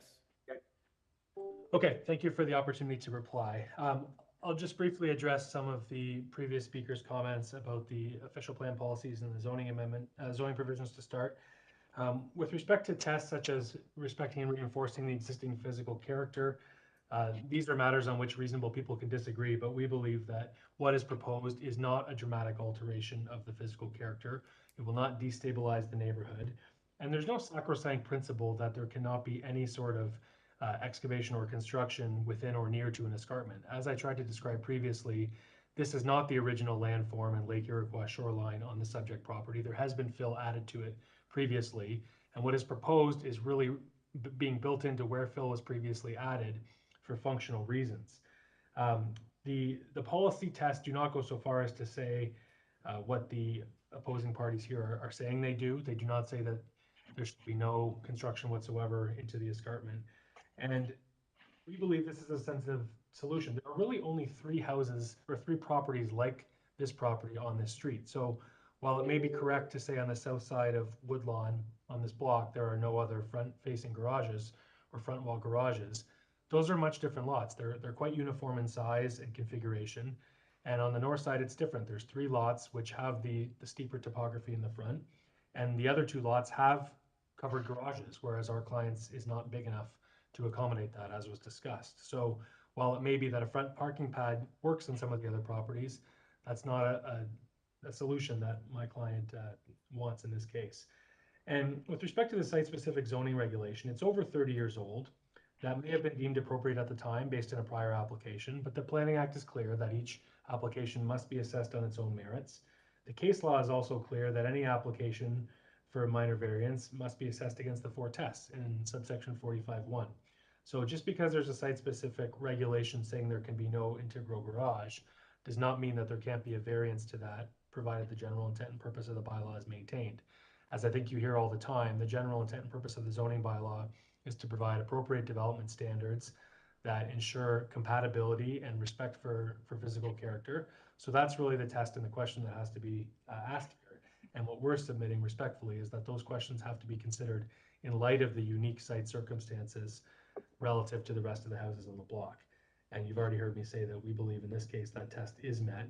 And you've also heard that city staff have no opposition to this from any of the departments. We fundamentally disagree, therefore, with the conclusions drawn. This is not a sky is falling scenario. Seeing a garage is not going to destabilize the neighborhood or reduce property values, as was asserted.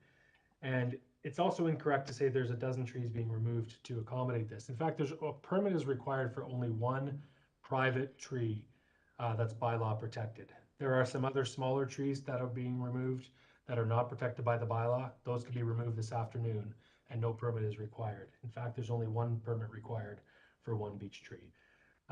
So, you know, without going over the previous territory, Mr. Chairman, members of the committee, this is a unique application. There are several variances because zoning bylaws are a blunt instrument that are you know, drafted to accommodate all sorts of different properties. These are unique properties. Yes, there is a site-specific regulation that's over 30 years old that we are requesting to vary, but in the circumstances and given staff's vetting of the application, we believe it's appropriate, it should be approved.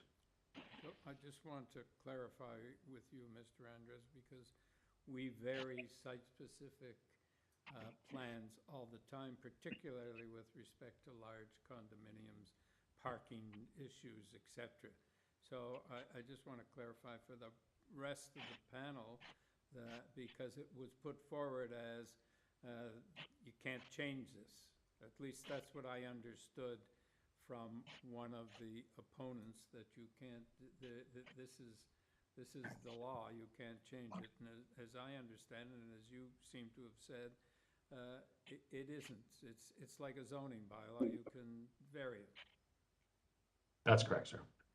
Okay, thank you. All right, panel, any further questions? Yes, Zahir. Just to your last point, and then I have one other one. This issue of site-specific changes, is that connected to variance number 14? I'm sorry, I don't actually have the committee notice because I couldn't see. Yeah, if someone could just pull that up on the screen. It's basically the one that says that no person shall on the lands known in the year 1990 as number 86 Woodlawn erect or use any building or structure unless the parking spaces provided. Spaces otherwise required by this bylaw are provided and maintained in a detached private garage or a parking station on the same lot. And basically your request in this one is that in this case, the parking spaces will be located in an attached private garage. Yes, that's precisely right. It is variance number 14, and it's the only variance to the old bylaw. And one, you can see that it was referencing the property in the year 1990, which gives you exactly an indication of the age. But the other thing I would flag here is this provision does contemplate a detached garage, which I suppose theoretically could be constructed in the front yard of the property. Now, there may be other bylaw provisions which are can't be reconciled with that one, but this is really recognizing the fact that, you know, there is no rear yard parking solution here. So, you know, here we are in 2022, some 32 years later. I think, you know, we're in a city that housing is important here, and I think this is a house that our clients are really looking to, you know, to live in for the long term. And this is the way that they can age in place and be able to access, you know, via an elevator internally, the upper levels of their floor. It's a challenging and unique house. So that's the rationale for the variance. Thank you on that. And the other question I have is, I'm going to assume that variance number 3, which is looking at front yard setback required is 28.51 meters, and you're requesting 19.81, that's triggered by the intent to build a garage at the front. Yes, that's right. Yes, and this is not for the main dwelling. It's just for the garage. Just for the garage. Yes. The other question I just have, and that's with regard to variance number 10, which is soft landscaping. The required is 75 and you're requesting 54. Would that also be triggered partly by the garage and the driveway? Yes, because of the technicality of the way the bylaw measurement is taken from the front wall. Okay. It's really examining that. It's not to say there won't be green space along the west side of the house, where there will be. That's intended. In that event, with regard to soft landscaping, would you be amenable, or your client be amenable to having the driveway produced out of materials that are porous or permeable? Yes, I believe that would be acceptable to my client if the committee sees fit to approve with that condition. Thank you. Yeah, I've got a question about the front yard setback. Yeah, about that front yard setback. Is the ground floor also encroaching into that front yard setback area? If the presentation package that was submitted by Mr. Wengel's office on the site plan shows both dimensions. It shows the required front yard setback.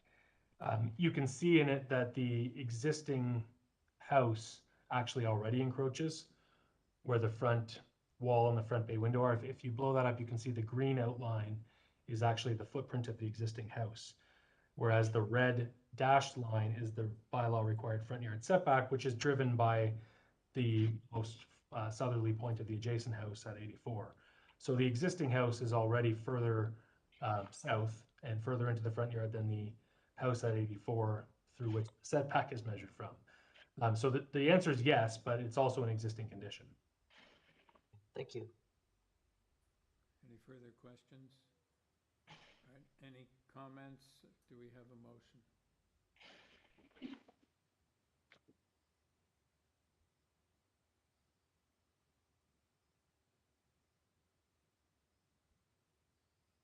Yim?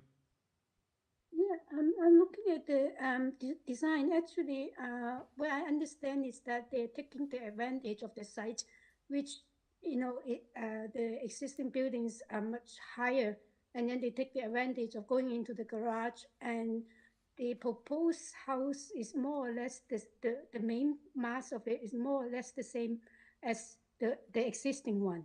And then on top of the new garage, they make it into a terrace. And with the additional distance from the property line to the curb or to the street, there's still a lot of distance. I do not think that this will change the streetscape so much. And also, there's a lot of trees and shrubs, and I think that is easily concealed given the site is quite narrow. You have to incorporate a driveway, and I think this is actually appropriate design for the site. And I will be supporting this application. Okay. Any other comments? Yes, Sahir? Just an observation, with regard to the variance, I think it was variance number 10 related to 1990. The applicant has a good point, and it's a point that we come across quite frequently in the committee, and that is that, over the past 30 years, tremendous amount has changed in Toronto. I think the needs of residents has changed dramatically as well. So I think this is one of those changes that perhaps the neighbors are perhaps finding it a little difficult to accept and understand, not understand necessarily, but certainly to accept. I certainly don't see a problem with this application. My question related to soft landscaping, I believe, could be mitigated by applying a condition that the driveway be constructed of permeable materials, and I'd be supportive of this application. And again, just to add, there are no conditions from any city department at all. Right. So is that a motion? I'd certainly put forward that as a motion, Mr. Chair. All right, and subject to forestry conditions. Forestry 1 and 2. Yeah. Okay, plus a permeable driveway. Permeable driveway. Okay, do we have a seconder? Yim, all in favor? All in favor of the motion? Yeah, all opposed? All right, the application passes 3-2. You have your approval, sir.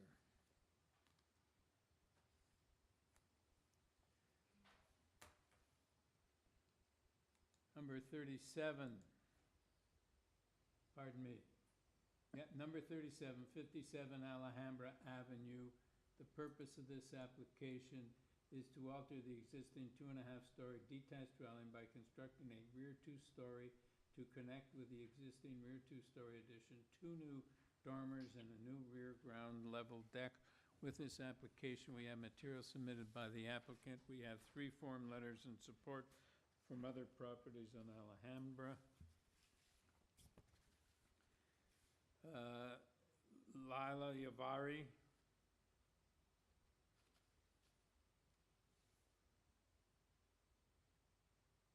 Hello? Hear me? Yes. We Hi, can't, yep, we can't hear you. Can you hear me? Yes, now we can. Perfect. My name is Leela Yavari. I'm from Dart Studio, and I'm the acting agent for 57 Alhambra Avenue. Our address is 35 Golden Avenue, Suite 118, Toronto. Thank you. I don't think we need a presentation. This looks very straightforward. Do you have anything to say before I take it into committee? No, go ahead, but I'm here to answer any questions you have. Thank you. Panel, do you have any questions, comments, or do we have a motion? Peter? Thanks, Chair. Yeah, I have a motion. I think this is a very reasonable application, and I particularly like that the new two-story addition in the rear is stepped back from the side property line, and then the bulk of the GFA is up within the roof in the existing footprint. So I think it's the variance is minor, both in terms of its value and its impact. So I move approval with no conditions. All right, seconder. Nimrod, all in favor? Have your approval. Thank you. Number 38, 280 to 300 GEARY Avenue. Purpose of this application to alter the existing two-story commercial building by constructing a rear two-story addition and a complete third and fourth-story addition. Also to construct a partial fifth-story addition for the purpose of mechanical and maintenance uses. With this application, we have material submitted by the applicant. We have correspondence from planning and a staff report from urban forestry. And we have Claire Ricker. Hi, good afternoon, committee. Good afternoon. Can we have your name and address for the record, please?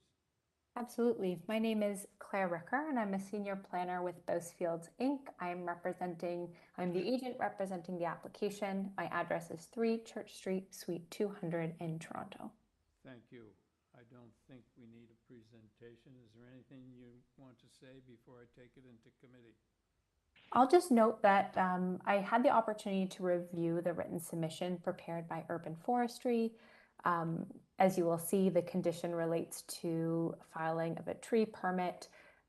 One has been filed and approved by way of the previous work that's been done on this application so far. And so I had corresponded with Will Zhao, a supervisor at Urban Forestry, and he confirmed via email that the condition will be waived. I'm happy to provide this email correspondence to our assigned application technician, Stanley Wu, following this meeting. Thank you. Panel, do you have any questions? Okay, do we have a motion? Peter? Thanks, Chair. This is a nice project, and I think the variances being requested are just a development of this, the refinement of the design, and they're pretty small. I think they're really quite small numbers that we're looking at, and I can't see a negative impact that comes from that. So I move approval of the application, and regardless of the urban forestry comments, I'll just put that in as a condition. Urban forestry condition 1. All right, thank you. Seconder, Zahir, all in favor? Have your approval. Thank you. Okay, so we got to move on to the last set, and I suggest that we take a 10-minute break at this time before we go on to the last few items. Yeah, here it is. Thank you, Mr. Chair. Okay, thank you. Okay, 10 minutes.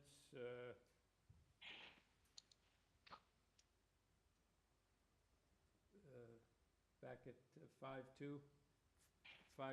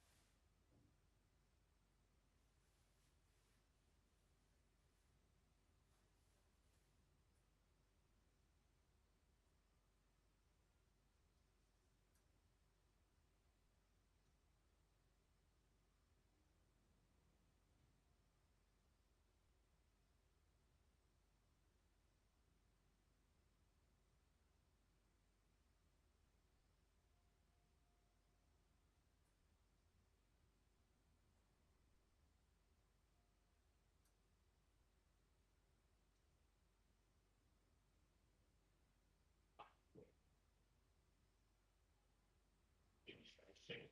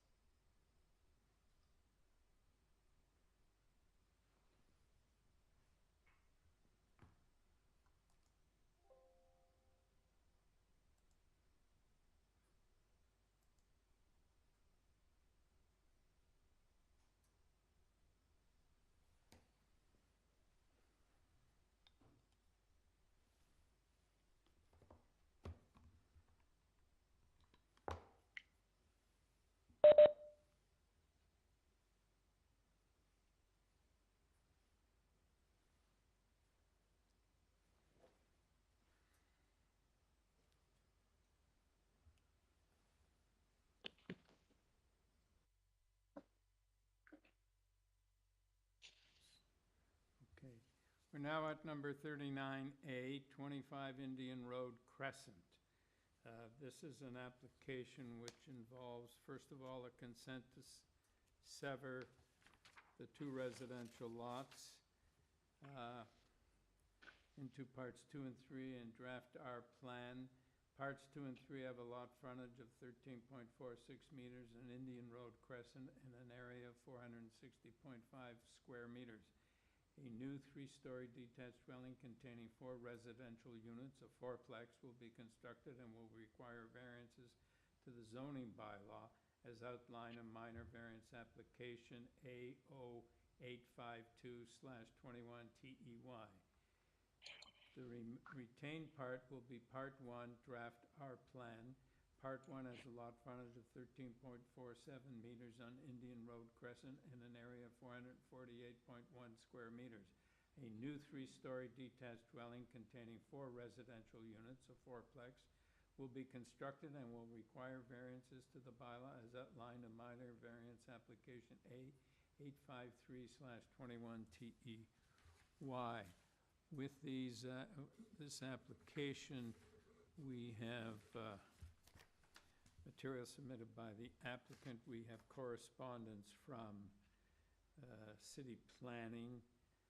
We have reports from engineering and urban forestry. We have 7 form letters in support from properties on Indian Road Crescent, and we have opposition from mainly properties on Indian Road Crescent, but also on Wanda Drive and Glen Gordon Road.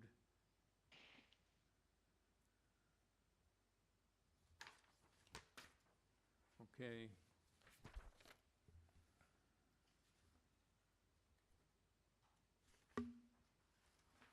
Mr. Race? Good afternoon. Good afternoon, sir.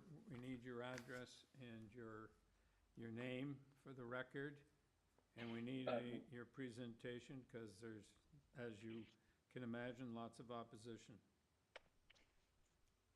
Thank you, Mr. Chair. Craig Race, architect on the application, 282 Richmond Street East. And if staff could please pull up our presentation material, I'd appreciate it.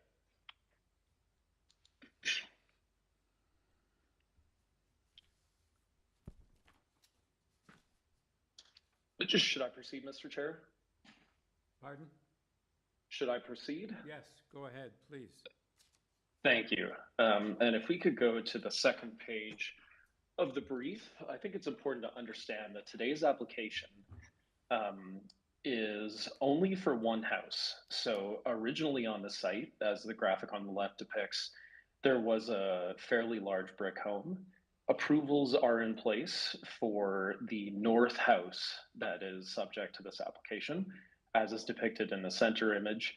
Today's application is to sever the southern half of the lot to create a new property and duplicate the house that's already approved on the north as the south home. It is important to note that this property has 88 feet of frontage currently. So the lots we're creating are both 44 feet each and are, in our opinion, sufficiently large to accommodate the two houses being approved. Next page, please.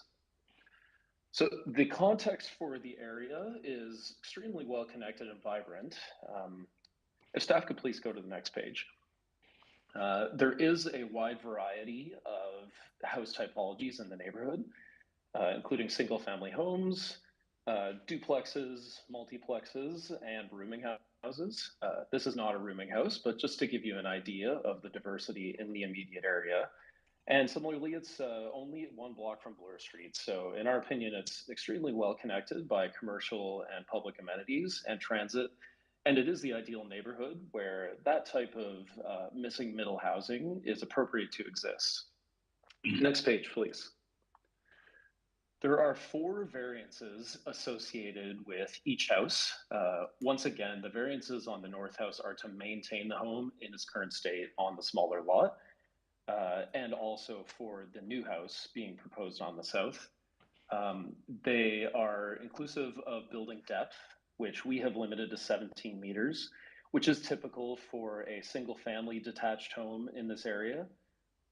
And also there's a parking variance. Each lot requires 4 spaces. We're only providing 1 legal space on each lot, simply because these are multiplexes.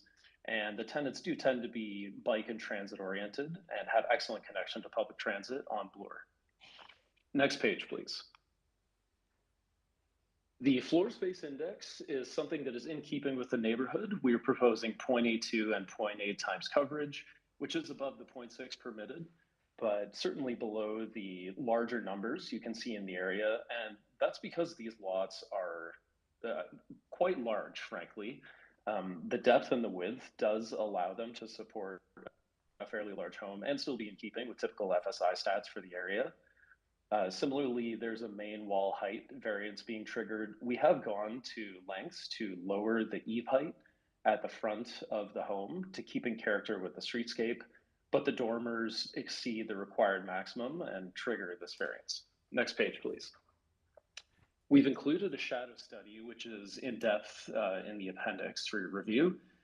We found that the configuration of the lot does tend to add shadow on the street in the early morning, but the afternoon shadow that falls on backyards is keeping with the scale of houses along this portion of Indian Road. Next page, please. And also the owner has undertaken a fairly extensive canvassing of the neighborhood. We know not everyone is in support, but we do also have some letters of support, and we did our best to speak to as many neighbors as would meet with us. Next page, please. So in conclusion, at our office, we're huge believers of fulfilling the missing middle in a way that is indicative of neighborhood forms. These lots are large and they can support a new house in the gap between the one that's already approved and under construction and the neighbor to the south. And we think this is exactly the typology that the official plan is targeting to infill in our existing neighborhoods, and that other initiatives like the EHON efforts are trying to embrace in our city. Thank you very much, committee. I'm pleased to answer any questions or respond to neighbor comments. So I just wanted to ask Mr. Rice, at the outset, you said that there was one property severed from these lots and that house is being built? So That's correct. Are we talking about 2 lots here and 2 fourplexes? We are speaking about 2 fourplexes. In the rendering on screen, the house on the left that's just shaded white, there is a building permit in place for that, and construction is underway to build it. This application is to sever the balance of the lot, which is the south 44 feet, into a separate lot, and minor variances to create the house that's rendered as a new property. So there's only one house whose variances we're asked to approve today. That may be correct. I believe there are variances on the north house, though, to maintain it in its current state because the lot is smaller as a result of this conveyance. Oh, okay, because I was under the impression there's 2 houses here that we have to approve the variances for, but you say one has, you've already started working on it, but you still need variances, right? That's correct. On the 88-foot lot, the north house is existing fully as of right. The permits are included in the appendix of our material here. Okay. But because we're going from 88 feet to 44 feet of frontage and reducing the size of the lot, variances are triggered to maintain it. Okay, thank you. Thank you. All right, now let us deal with the opposition. Wallace Law. Hi, yes, can you hear me? Yes, we can.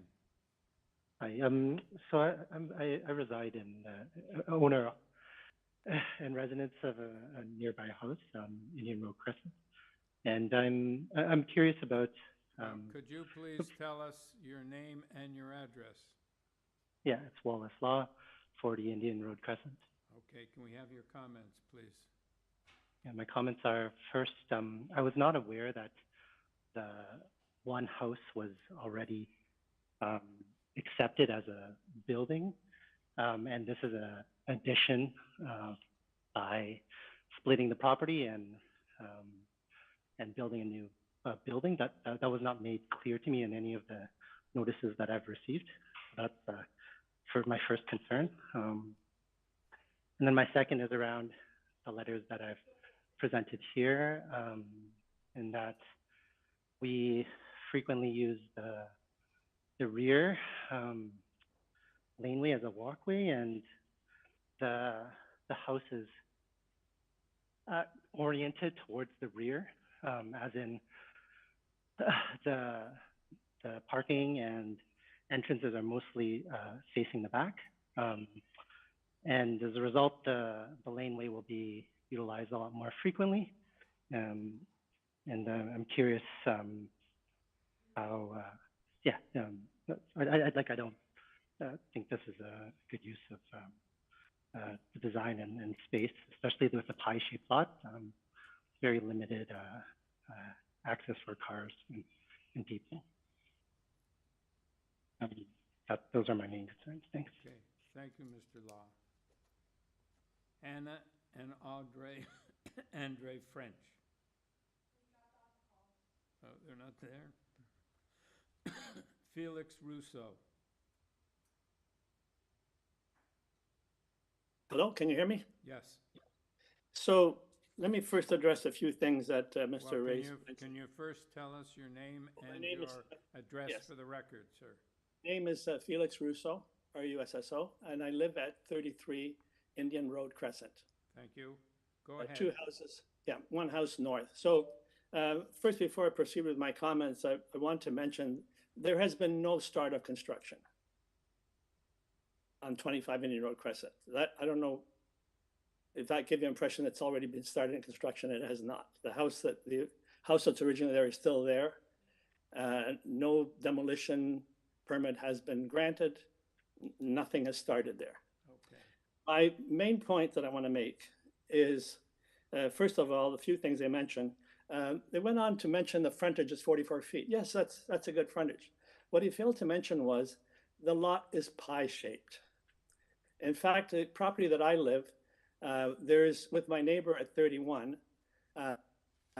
both lots are pie-shaped. We live in a semi, and the lot basically goes to a few feet at the back. So that's the reason why we're having this complication. If the lot was rectangular lot, 44 feet in the front, 44 feet in the back, there'd be lots of parking space. So that leads me to my another comment. You mentioned that a single family home has 14 meter. Well, that's true. Let him build a single family home if that's what he wants, 14 meters. The letters of support as well, I want to mention is all of those addresses do not share in the laneway access. They are across the street or far away. They might as well be from North York, as far as I'm concerned. The lots are not large. They are not large. The frontage is large, not the lots. There is a space for it, but in my feeling, not to build a fourplex. If they want to build a triplex, I'd be all in favor. Triplex requirements call for 2 parking spaces, not 4. There is a fourplex up the street from where I live. It's a rectangular lot. They have parking for 8 cars on the property. That's what I'd like to see here.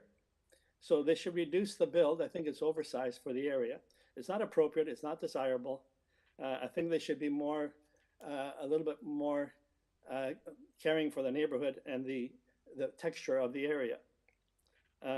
So in closing, I want to mention, I think we'd like to invite the owners, City Hall, and interested neighbors to meet with the owners and arrive at an acceptable design that's good for all in the neighborhood. Thank you for your attention. All right, thank you. Anna Bellini Cavals. Oh, okay. Mr. and Mrs. French. Hello? Yes. Yes, hi, can you hear me? Well, we're having some echo problems. Okay, is this better? So if you turn off, I think you may have more than one device on.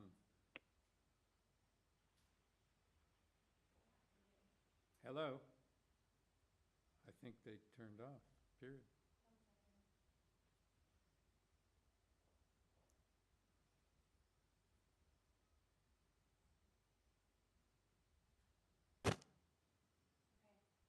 Hello?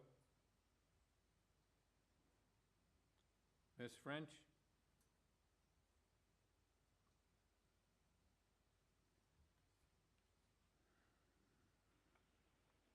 Hello? Hello? Hi, sorry. I'm not sure what's going on. I have my mic plugged in, but it seems to be echoing.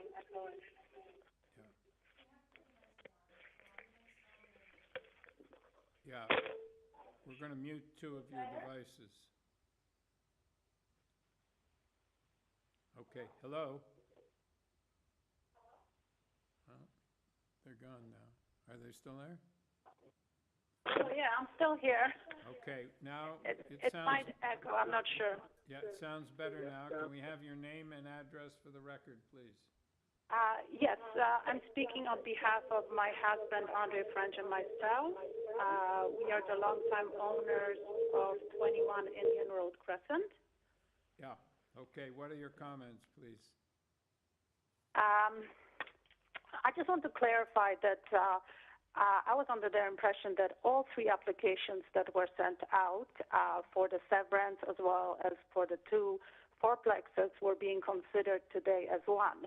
They are. And not as exact, but that's not what the applicant stated earlier at the beginning of the hearing. Listen, he did indicate that they need the consent to sever and they need the variances. So whether he's got a building permit for one doesn't make any difference. He still needs his variances for both. So the application is proceeding as you imagined it would. Okay, so all 3. Okay, so I want to start that we are the longtime owners of 21 Indian Road Crescent, and we're located right next door to the proposed development. And like our neighbors at the semi at the number 31 and as well 33 since it's a semi, To the north, we will be the most affected by the severance of this unique pie-shaped lot. And then the build of the two fourplexes, which with their proposed layout of 24 bedrooms and 20 bathrooms, are clearly constructed more as rooming houses or maybe Airbnbs rather than multifamily homes. In our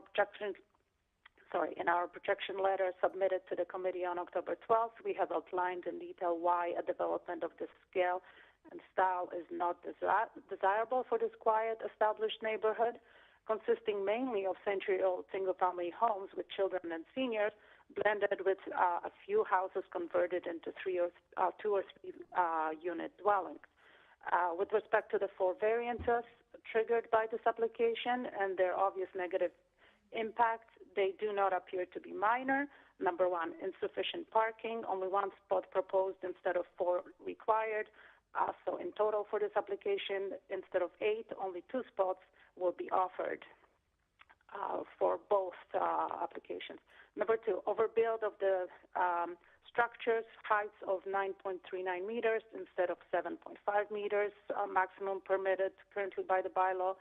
Number 3, overbuild of their depths of 17 meters instead of 14 meters, maximum permitted. Number 4, overbuild of floor space, 368.8 square meters instead of 275.46 square meters, maximum permitted. So overall, we have a major concern in regards to this development and its negative impact on our and the surrounding streets, which would be, number 1, overdensification. This area cannot support any more density. The required 200 people per square mile will now be exceeded for our immediate area due to the approval of a massive 13-story condo development by Matt and Me Limited at 1660 Lure Street West, with their 171 units plus retail spaces at ground level and only 98 parking spots. And this closely relates to variance number 1 for this application. Number 2, parking shortage on local streets, again, variance item number 1, will cause illegal street and laneway parking, which will exacerbate the problems we already have with limited parking due to the nature of the street and the surrounding ones. The developer can't guarantee the occupants will be bike or transit users. This is ridiculous to assume that. Number 3, overbuilding. That refers to variances number 2, 3, and 4, which will cause a dwarfing of the neighboring homes, B, casting of shadows resulting in loss of daylight and loss of existing views, C, loss of privacy. The multitude of windows in the proposed buildings plus the rooftop terraces will be facing and staring directly into most of our windows at 21 Indian Road Crescent, and mainly those in the living room, dining room, bathroom, and bedroom windows, as well as our basement space and the entire backyard, which brings me to point D, loss of greenery, which will be significant for the street as 2 healthy large trees are to be removed, as well as the long row of tall green cedar trees, which serve not only as our fence and thus as a pleasant green design aspect for our backyard, but also it is a vital place for smaller birds' nests, as well as being a temporary rest stop for them on their migratory paths. Moreover, the overbuilding on the green space will curtail the absorptions of stormwater that currently drains into the soil grass, and this will cause flooding in our basement as we're at a much lower elevation than the existing lot at number 25 Indian Road Crescent. Number 4, increase in density always results in more traffic. Point A, it will contribute to the increase in vehicular congestion.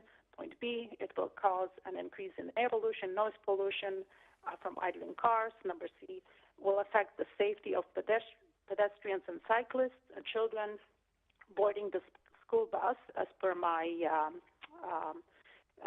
objection letter, there's a picture of a school bus which basically picks up kids every day right in front of 25 IRC, Indian Road Crescent. And also the kids on foot to the nearby schools and activities, as well as the safety of many seniors living on our street. Right, Number French, 5, Ms. strain. Ms. French, your time is up. Perhaps you could wrap up? Sure. I just want to point out the strain on the aging infrastructure, the waste disposal. There's going to be more garbage. And in conclusion, it is clear that the required application fails to satisfy all four requirements. As the number one, the four variances are not at all minor. Two, this is not desirable and appropriate development for the neighborhood. Number three, the general intent and purpose of the city zoning bylaws and code are not maintained. And number four, the general intent of the purpose of the official plan is not maintained. On these merits, we respectfully request that this application be denied by the COA. And I believe that allowing this application of the oversized, boxy, and cheap-looking Soviet-style structures would be precedent-setting for the entire city and would irreversibly change the context and erode the character of the beautiful green neighborhood, which should in fact be protected. All right, thank you, Ms. Thank you. French. All right, Mr. and Mrs. Thank you. Cavals.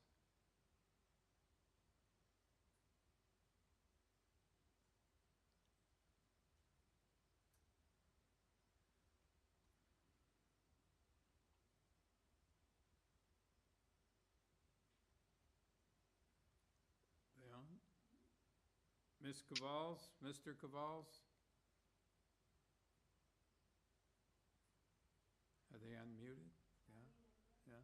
Hello? Yes. Yes. We are just offering our support as indicated in our objection letters. Okay, you're offering your support to the objectors, is that correct? Yes. Okay, you have nothing further to say? No, I concur with what has already been said by All right, the last. Thank you very much. Thank you. Cynthia Vlasic.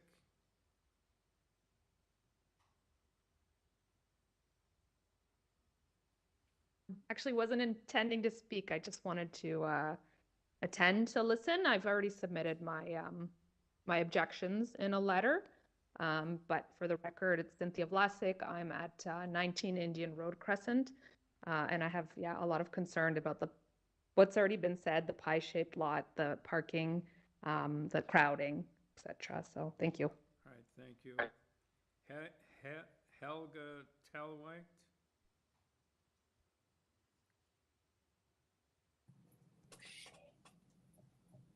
Hello.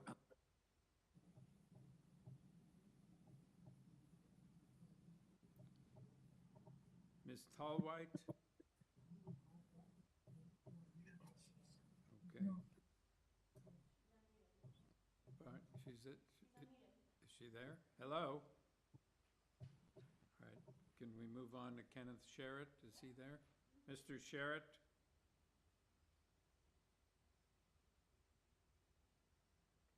Mr. Sherritt? Hello, can you hear me? Yes, we can. Thank you very much. My name is Ken Sherritt.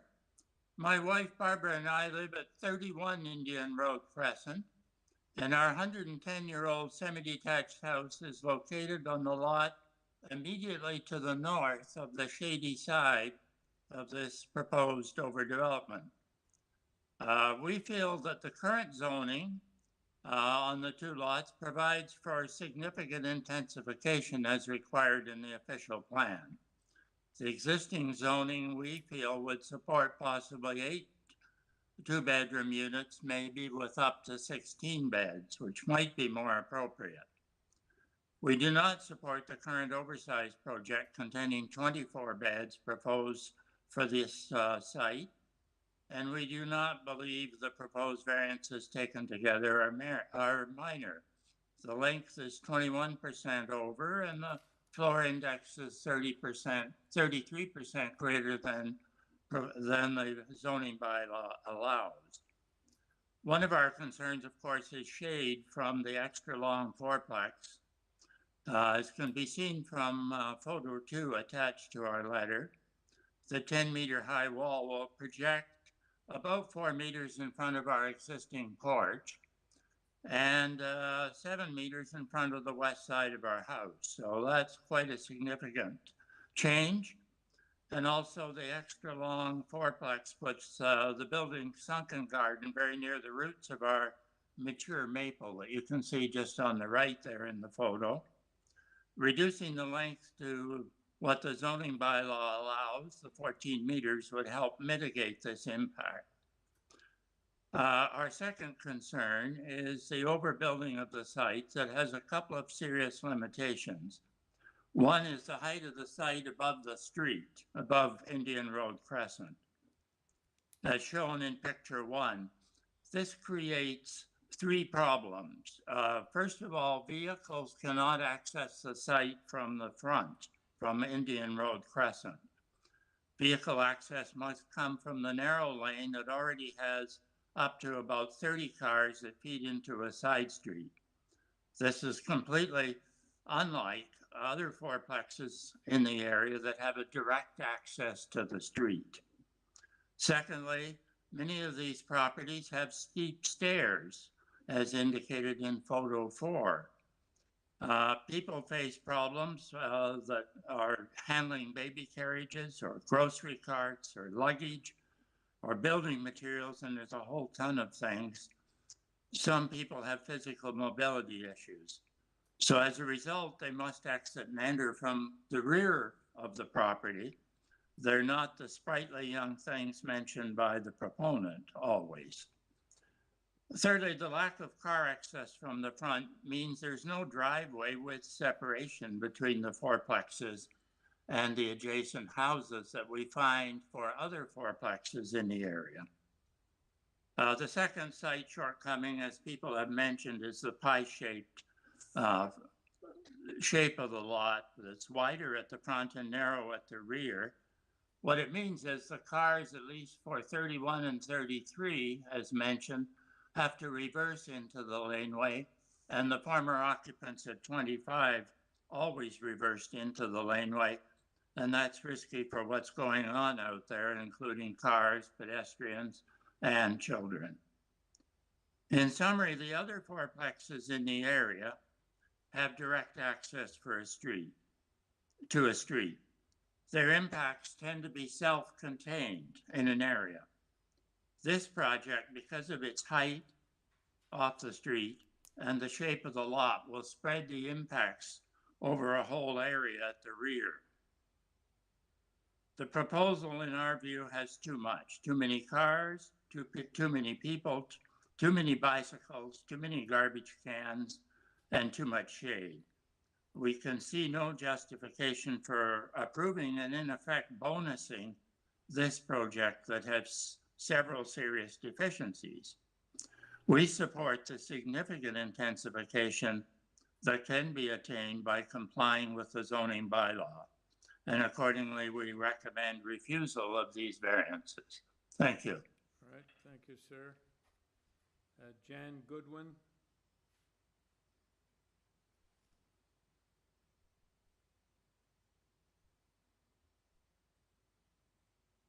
Hello? Hello? Hello? Yes. Can you give us your name and your address for the record, please?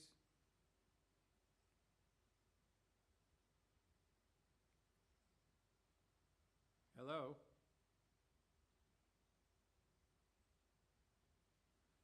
Hello? Hello? Hi. I'm back again. Can you hear me? Yes, we can. Would you please stay with us and give us your name and your address? Sure, no problem. My name is Jan Goodwin. I live at 24 Indian Road Crescent, right across from the proposed site. All right, let us have your comments, please. Okay, I was quite in shock when I listened to Mr. Race talk about all the things that he did, because my plans state that there are 2 fourplexes with 12 bedrooms each, total of 24 bedrooms, and 1 parking spot per building. He also stated that this was definitively not a rooming house.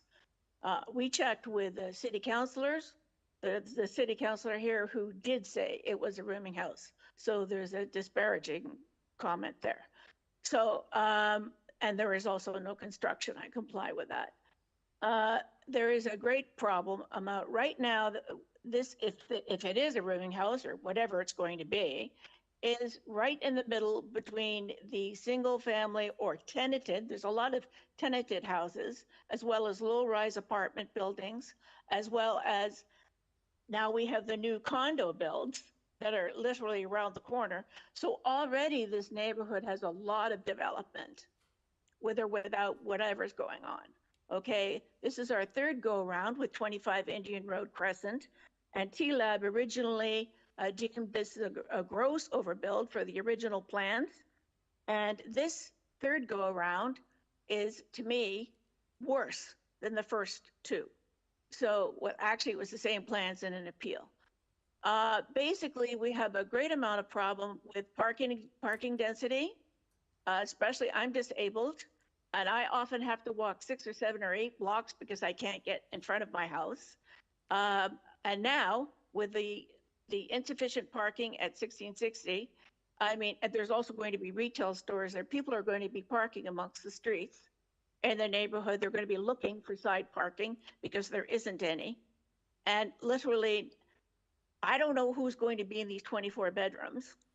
And you know, that's just parking density. You've got a lot of people in an area, you know, that's, I understand the proximity to the subway, but it creates problems. It creates contention, especially in the winter when the roads aren't plowed properly. So, I mean, that's another problem. Basically, the design of this building is, I don't want to be rude, but basically the design is a boxy design that does not fit into the historic neighborhood with old houses and charm. We're trying to, I agree with Ken in the sense of, and Felix, the fact that it would be great to get together with whoever is going to be building what and see whatever we can work out that will work for everyone. There is no reason we can't have affordable, low-income, affordable housing, and work with our very talented architects. There's no reason behind it. But even though, as I said, we've been fighting this now for 2 years, there's no reason why we can't get together and work this out. But it seems to be that the same problem, they come up over and over and over again. Parking density, loss of canopy, loss of light, over and over. And I don't understand why a dialogue cannot be introduced. But as I said, the rooming house, I double checked that. We had a meeting with Gord Perks, who's our counselor, who actually did verify this indeed is a rooming house permit. So thank you very much for your time. And I really appreciate, I really am hoping that we can all get together and be on the same page on this. But I respectfully ask that you deny these variances, because what Mr. Ray said and what the reality is does not seem to be matching up. All right, thank you. Mary Collins? She's not on the line. She's what? She's not on the line. Okay. Evan Boyce?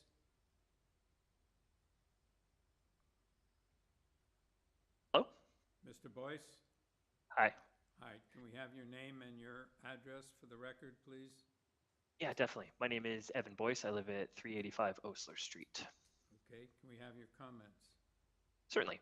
I spend a lot of time in this neighborhood. I don't live there. Osler Street's a bit north, but my partner actually rents a unit on Chelsea Avenue, so very close by, in a fourplex building that was converted from a single family home. So I know the area well. I'm also a renter myself. And I wanted to speak because I feel like many of the objections that are being listed here are pretty unfair. At least they're not very representative of everybody who lives in this neighborhood. So I'm going to make my comments on 3 main points around the overdevelopment charge, over whether, the parking and traffic issues, and then lastly about the general aesthetic concerns. So a major objection to this whole proposal is that 2 fourplexes would overdevelop the area, both in terms of their size and in terms of adding units onto the site, going from 4 units to 8. I don't really agree with this. From the plans, the new buildings pretty much match the existing building setbacks while adding a little bit of gentle density. It doesn't conform to the existing zoning rules, but if you take a walk around this neighborhood, you can see lots of 3-story buildings, even ones on smaller lots that are closer together than these 2 are. So it isn't really very different than what's already built around the neighborhood. Also, the comment about the possibility of these turning into rooming houses or Airbnbs, I mean, looking at the plans, it seems pretty unfair. Each of the new buildings is designed to have like 3-bedroom units, 1,000+ square feet each, which would be, in my opinion, pretty nice for a family to live in. It's the kind of unit my partner and I would be happy to live in if it was available on the market. So I also find myself questioning all these concerns about noise and safety. You know, a lot of residents might not realize how many of these buildings around them are already multi-unit. It's not just a few, it's quite a lot. Even ones that look like single-family homes. So people who live in multi-unit buildings value quietness and safety just as much as anybody else. I don't think adding one more fourplex to this neighborhood changes any of that. On to the points about parking and traffic. I can tell a lot of residents have very real frustrations with parking. You know, owning a car in a dense neighborhood like this is difficult, and I understand that. It is true, though, that this area has extensive transit, TTC, GO, Up Express. You can cycle here, and there's even car share options. And the truth is that many people do currently live in this area without owning a car quite easily, and it's a larger number of people than you would imagine. You know, I read one objection that stated that if the new properties are further split into more units with 2 cars per family, there is a potential for 32 cars. I think this is kind of made up, like both because the theorized additional splitting isn't being discussed here, and because many families and individuals like easily live in this neighborhood without needing 2 cars or even 1 car. It's very possible to go car free here. And I know lots of people who do, including my partner. So I generally believe that the parking issues can be managed and dealt with without taking the drastic step of denying all of the badly needed housing that's on the table here. And then lastly, regarding the collection of aesthetic concerns, I don't have as much to say about these, you know, beyond I kind of feel like they're a little bit being exaggerated. It's pretty normal for houses here to be close side by side and, you know, be 3 stories tall and all of that. So I don't see how this proposal is more egregious than anything else that exists in the neighborhood at the moment. And I also just generally don't believe these types of aesthetic concerns are valid reasons for denying housing in a neighborhood that needs it. You know, the strain on families who need family-sized housing should also be considered. And you know, every decision the committee makes to limit additional densification has a very small but a real impact on the housing crisis. So I think the committee should keep that in mind when they're making their decision here. That's it from me. All right, thank you very much. Mr. Race? Sorry, through you, Mr. Chair, could we try Helga one more time? Okay. Because I do see her on the line. If we could just unmute her and just see if... Hello, Helga? You have been unmuted. You can speak, Helga. Hi, can you hear us? Yes, you can. Yes, can. Sorry, this is her daughter. She didn't mean to speak. She just wanted to listen in on the meeting. She didn't understand that she would have an opportunity to speak. She's not very computer savvy, sorry. Okay. Okay, thank you for confirming. All right, okay, thank you. So what about Mary Collins? Do we have? She hasn't been on the line for the entire time. Oh, okay. All right, Mr. Race? Mr. Chair. All right, so we're looking to you to rebut some of these comments. Thank you, sir. So there was one comment about some of the entrances being from the rear of the building. While we do have accessory entrances, every unit here has an entrance on the street, on Indian Road Crescent. We used a series of vestibules and concealed entrances to avoid 2 doors facing the street, which would have been a variance. But we do have every unit with a front door that we feel is critical to the family orientation of these rentals. There were quite a few comments about parking. I'll suffice that to say that recent bylaw changes have substantially reduced the required parking amounts for applications like this. If we were to go through this again today, there would not be a variance for that. And that's because the official plan and city staff are really trying to engender parking reduction and focus on transit and bicycle use. There were a couple comments about the permits for the North House. Those are enclosed herein for any curious neighbors. They can view that on the application portal. There was also a comment about the lots not being large. If you could go back to our design brief, the 3rd page, just one I want to pull up one more time because I think it's worth noting the size of these lots relative to context. That would be the presentation material. And just scroll, that page is perfect. So the subject site is highlighted in blue. It is very obvious that this is one of the largest sites here, and that's particularly evidenced by the lots immediately south of us that are all approximately 20 feet in frontage or less on a similar radius. So we actually think that going with 2 lots here is suitable and substantially larger than the immediate neighbors. There were a few comments about rooming houses.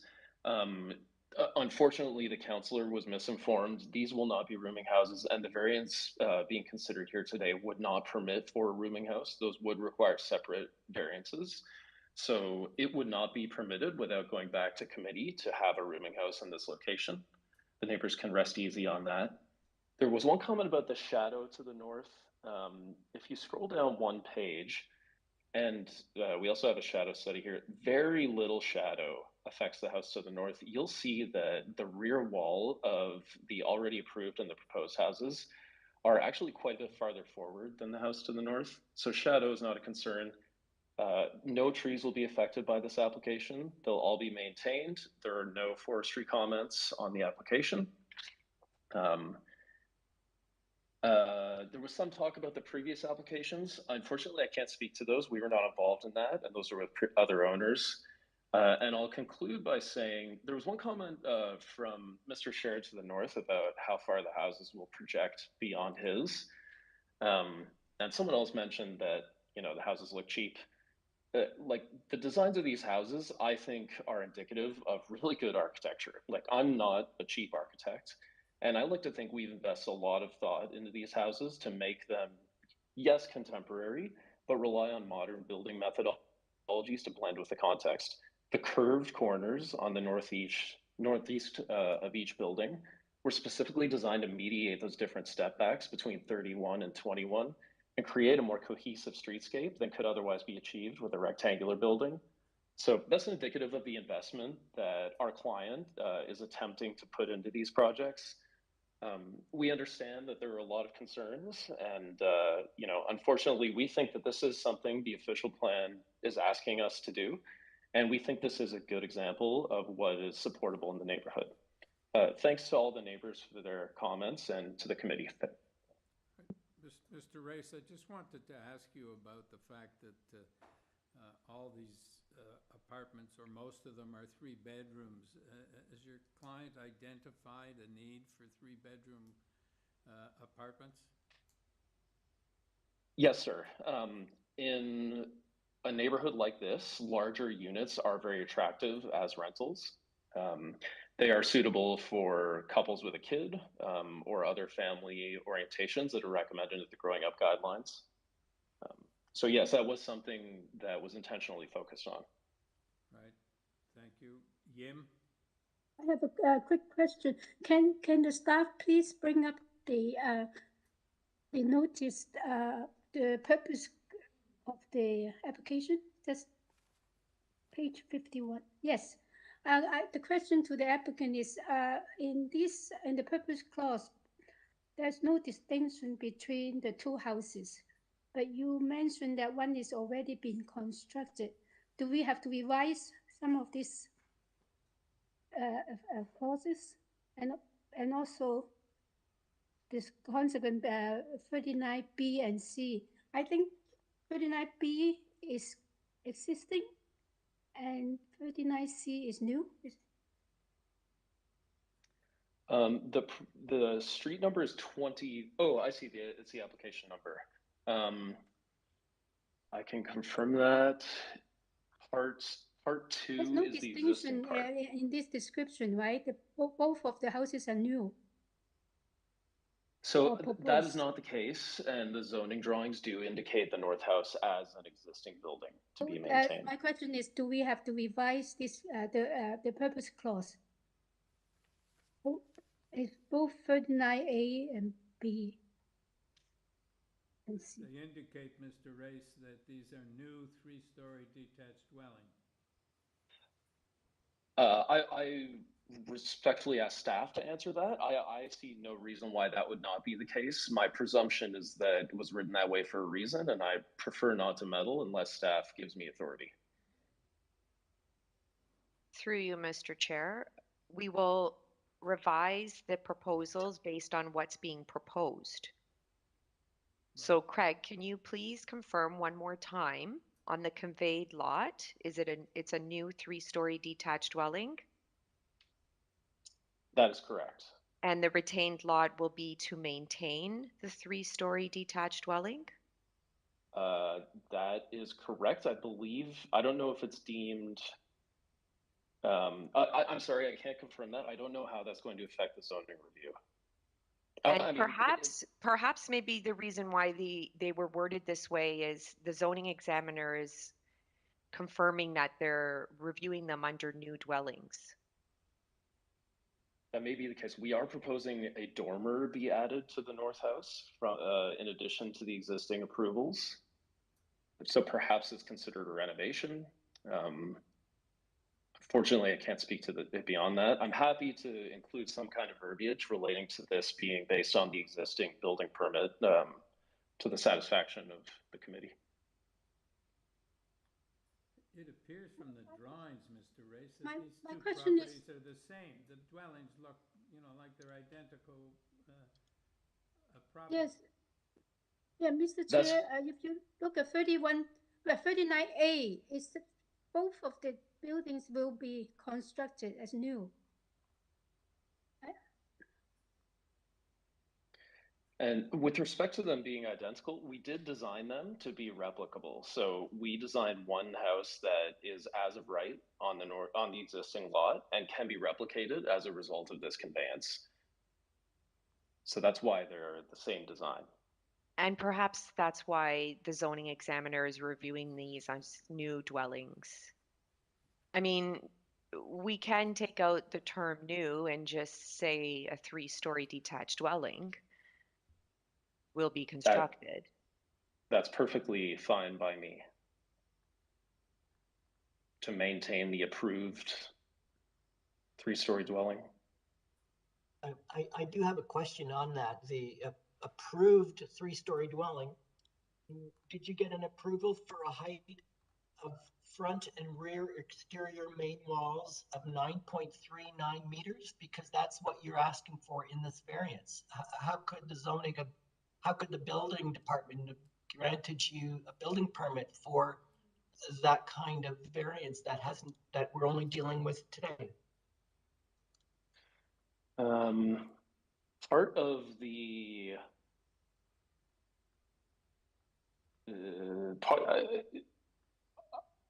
the proposed design is included, which I'm happy to go through.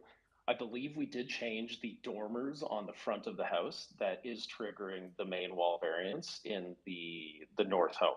So that is a new change that is not in the permit. There are currently 2 dormers facing Indian Road Crescent, and we are proposing to have 4, as is rendered in the application material. So that would affect the main wall height. All right, Mr. Race, if we approve the variances as set out in these notices, is that satisfactory? Yes, sir.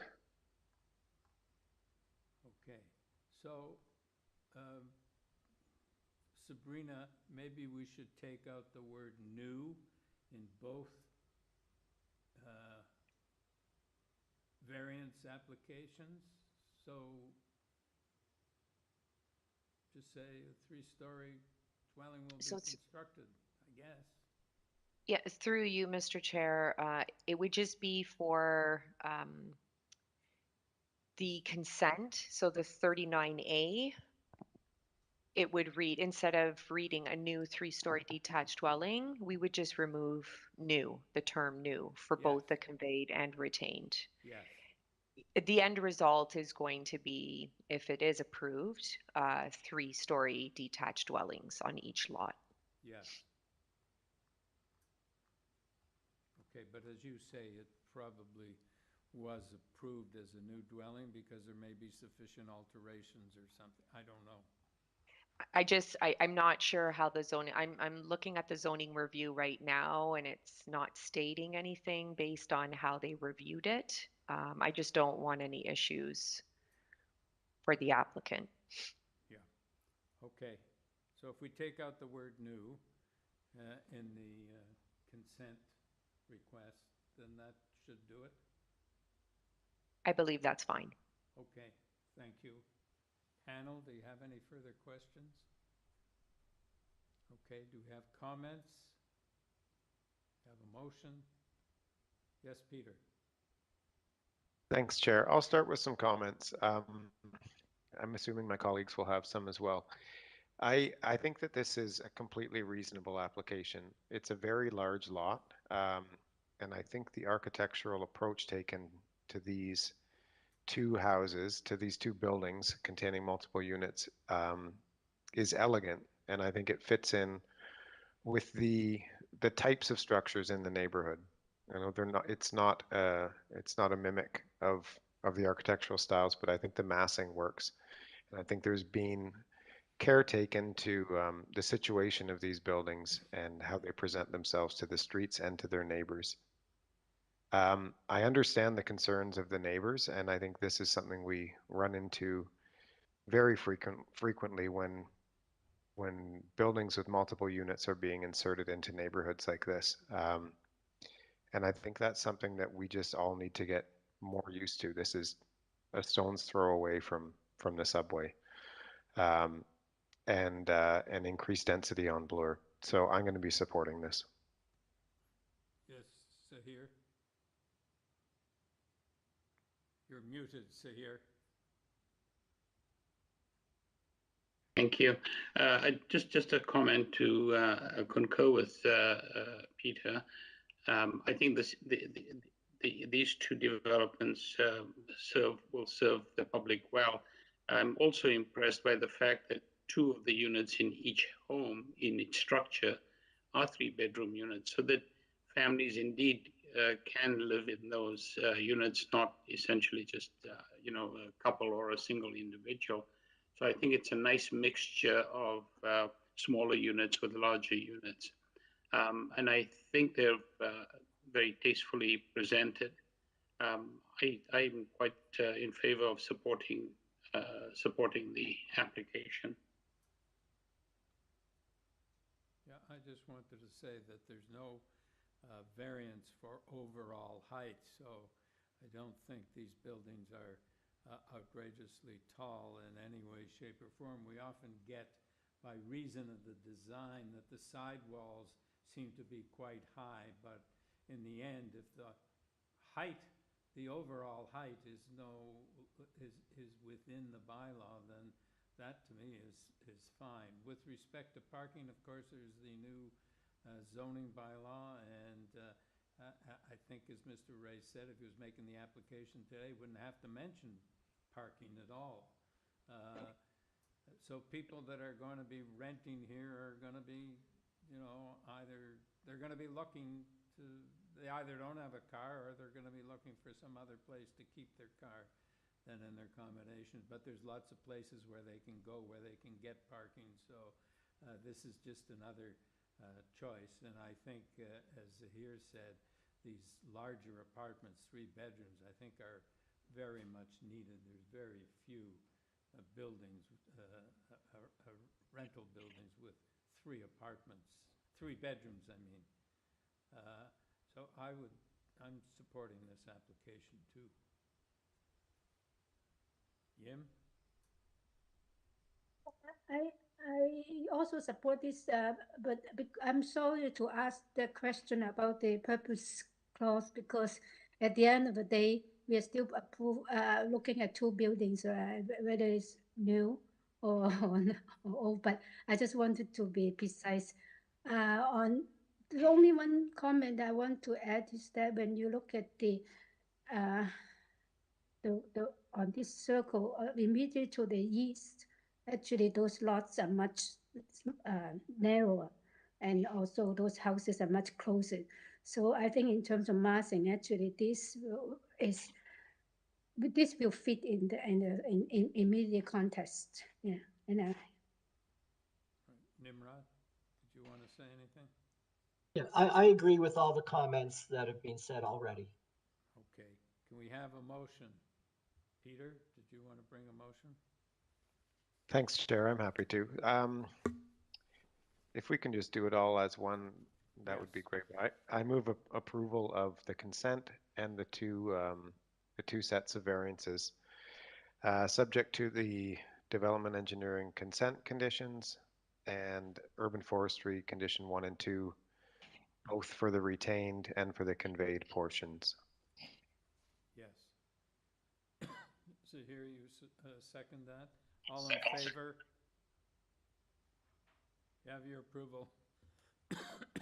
Thank you, sir. And thank you for all the neighbors.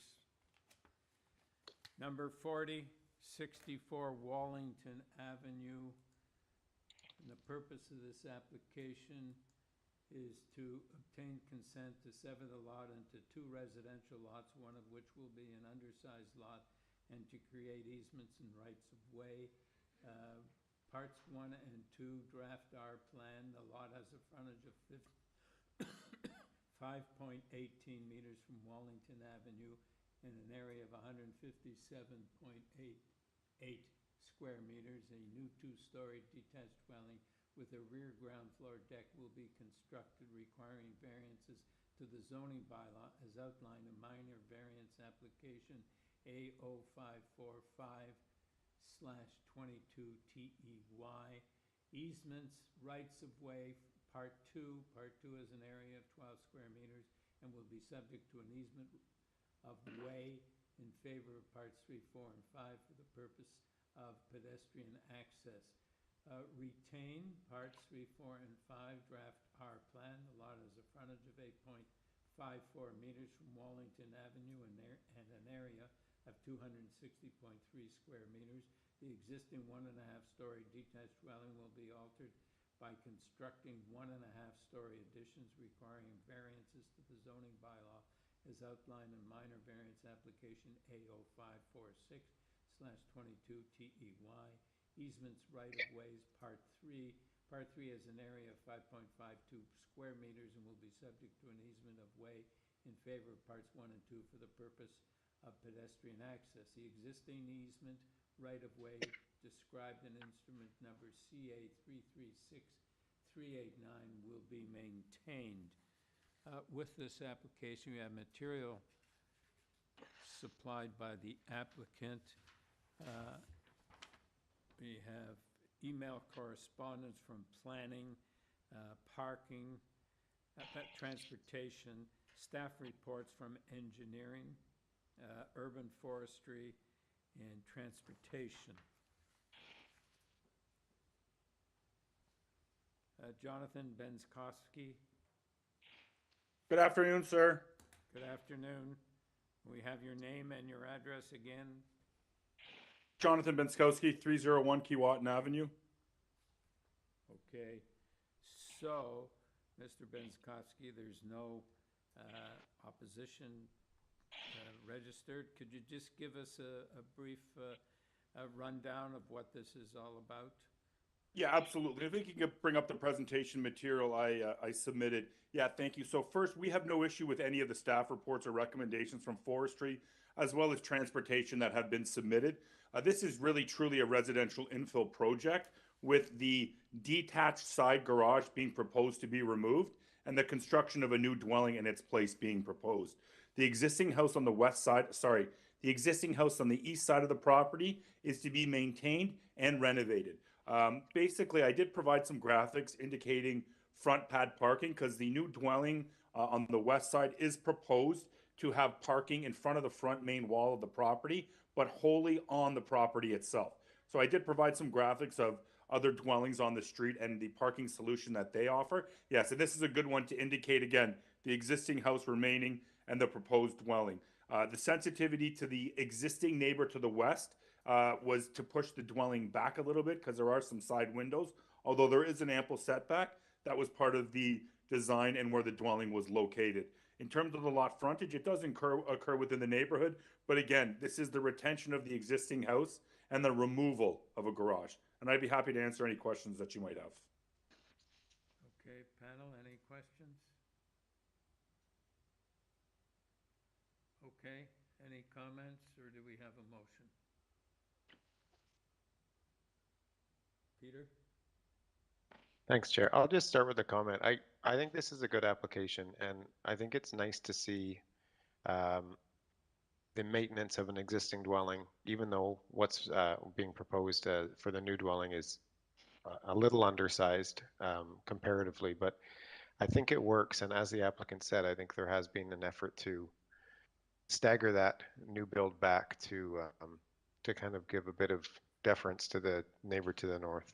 So I think this is a good solution for a large lot. Okay, is that here? A similar comment. I think it's. I'm glad they're not destroying the existing structure, rather than renovate it. I also note that there are no concerns from any city department. I believe it's only transportation that has a condition with regard to. I think it's variance number 5, and I think that would probably be for the new build. Outside of that, I don't think there are any other conditions other than forestry 2 and 3. So I'd be quite in favor of supporting this application. Okay. So if there are no further comments, can someone make a motion? Peter? Sure, I'm happy to.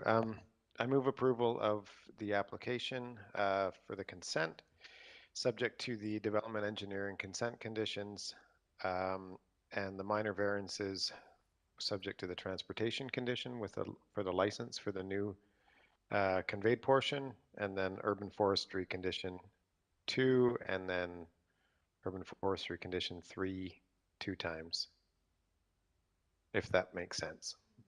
I had down that it was F2 twice and +3. Through you, Mr. Chair, parts 1 and 2 would be number 2 and number 3, and then parts 3, 4, and 5 would be condition number 3. For clarity. Okay. Well, that's way more clear. Thank you. As long as you understand it, Sabrina. Okay, do we have a seconder? Yim? Yes. Okay, all in favor? You have your approval, sir. Thank you. Don't go away.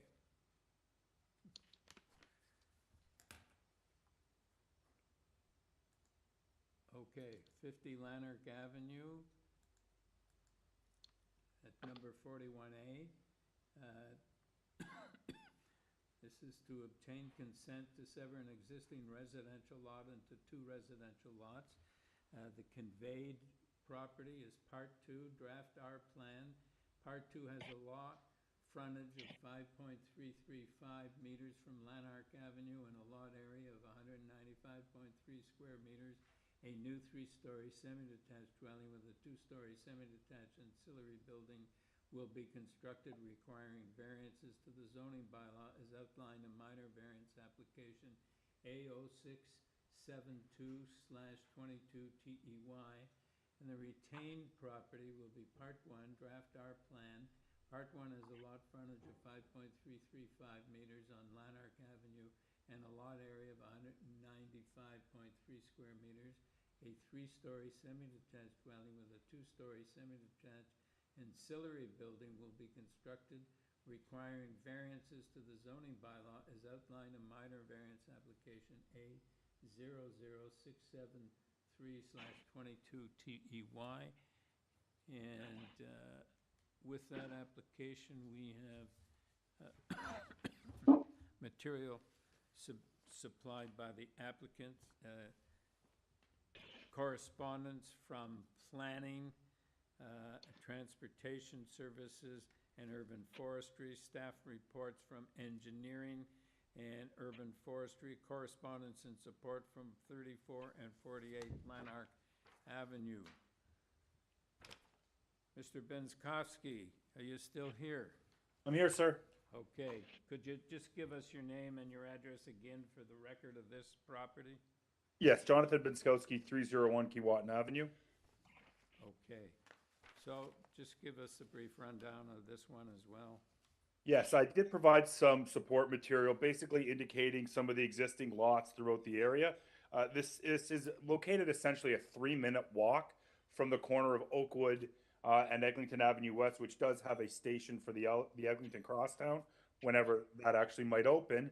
So basically, the proposal is to sever, create 2 semi-detached dwellings.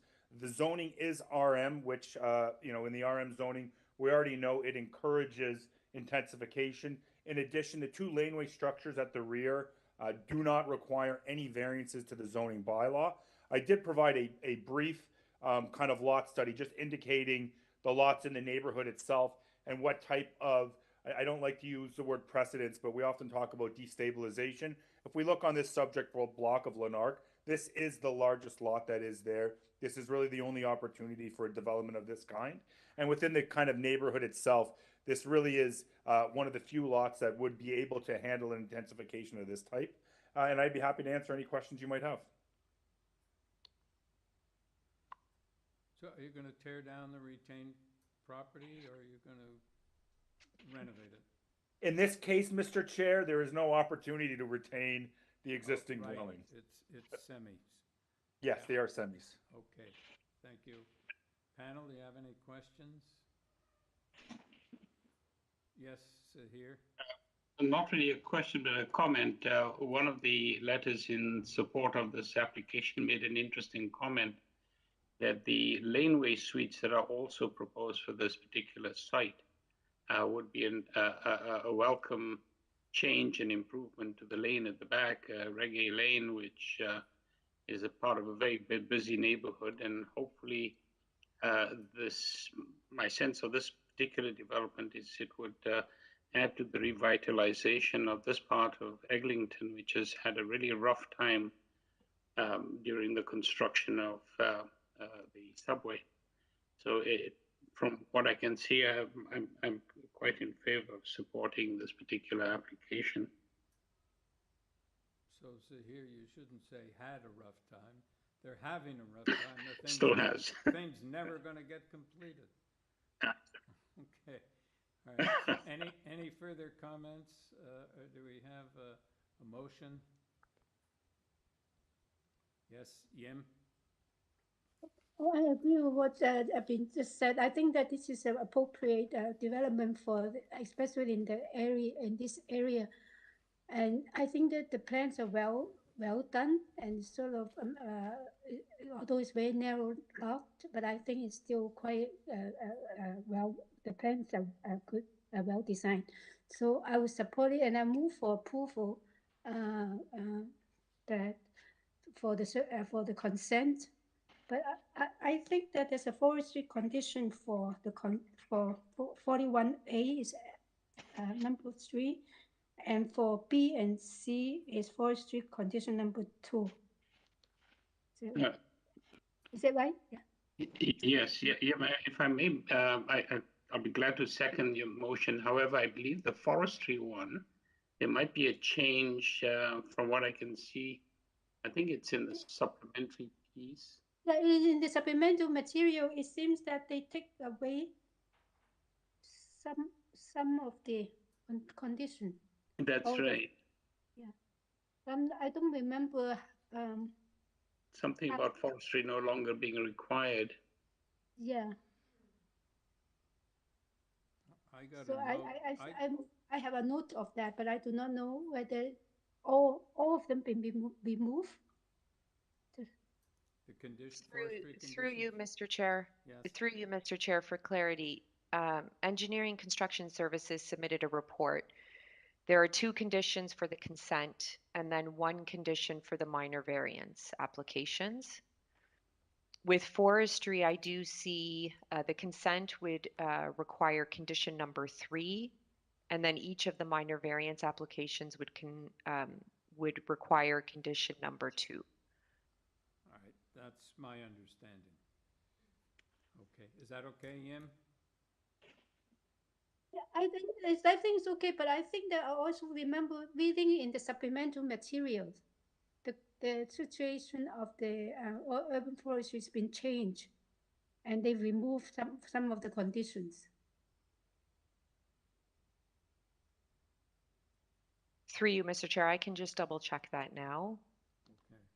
ultimately, if it's already been achieved or fulfilled, then urban forestry would just submit a comment after the fact to say that it's been fulfilled. The letter that I'm looking at, I think it's in supplementary 41F1.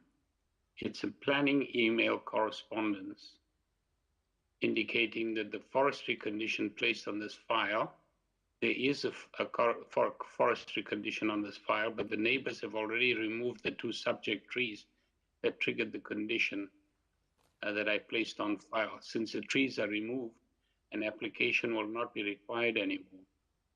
That's from Ryan Rolfe, assistant planner. I'm reading the same email. This is it, yeah. So what forestry condition does it relate to? Good point. It would be number 2, condition number 2. Okay, so we only need F3? Then we only need condition number 3. That's correct. Okay. All right, thank you, Yim. That's exactly what I said. Okay, I move to. Okay, yeah. and so here you second that motion. All in favor? You have your approval. Thank you, sir. Number 42. 176 Kenilworth Avenue. To obtain consent to sever the residential lot into 2 separate lots.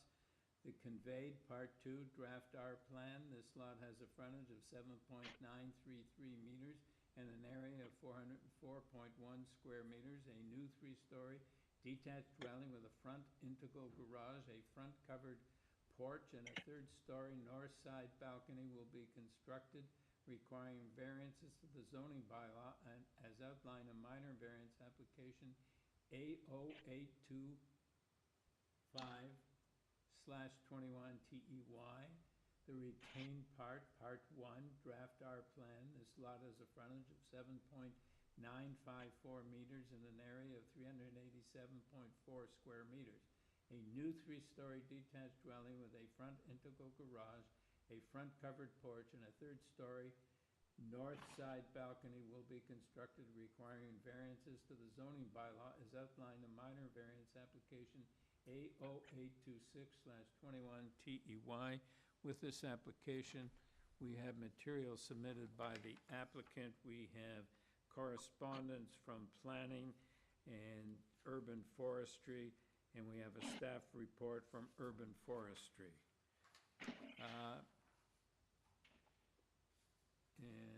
Julius de Ruyter.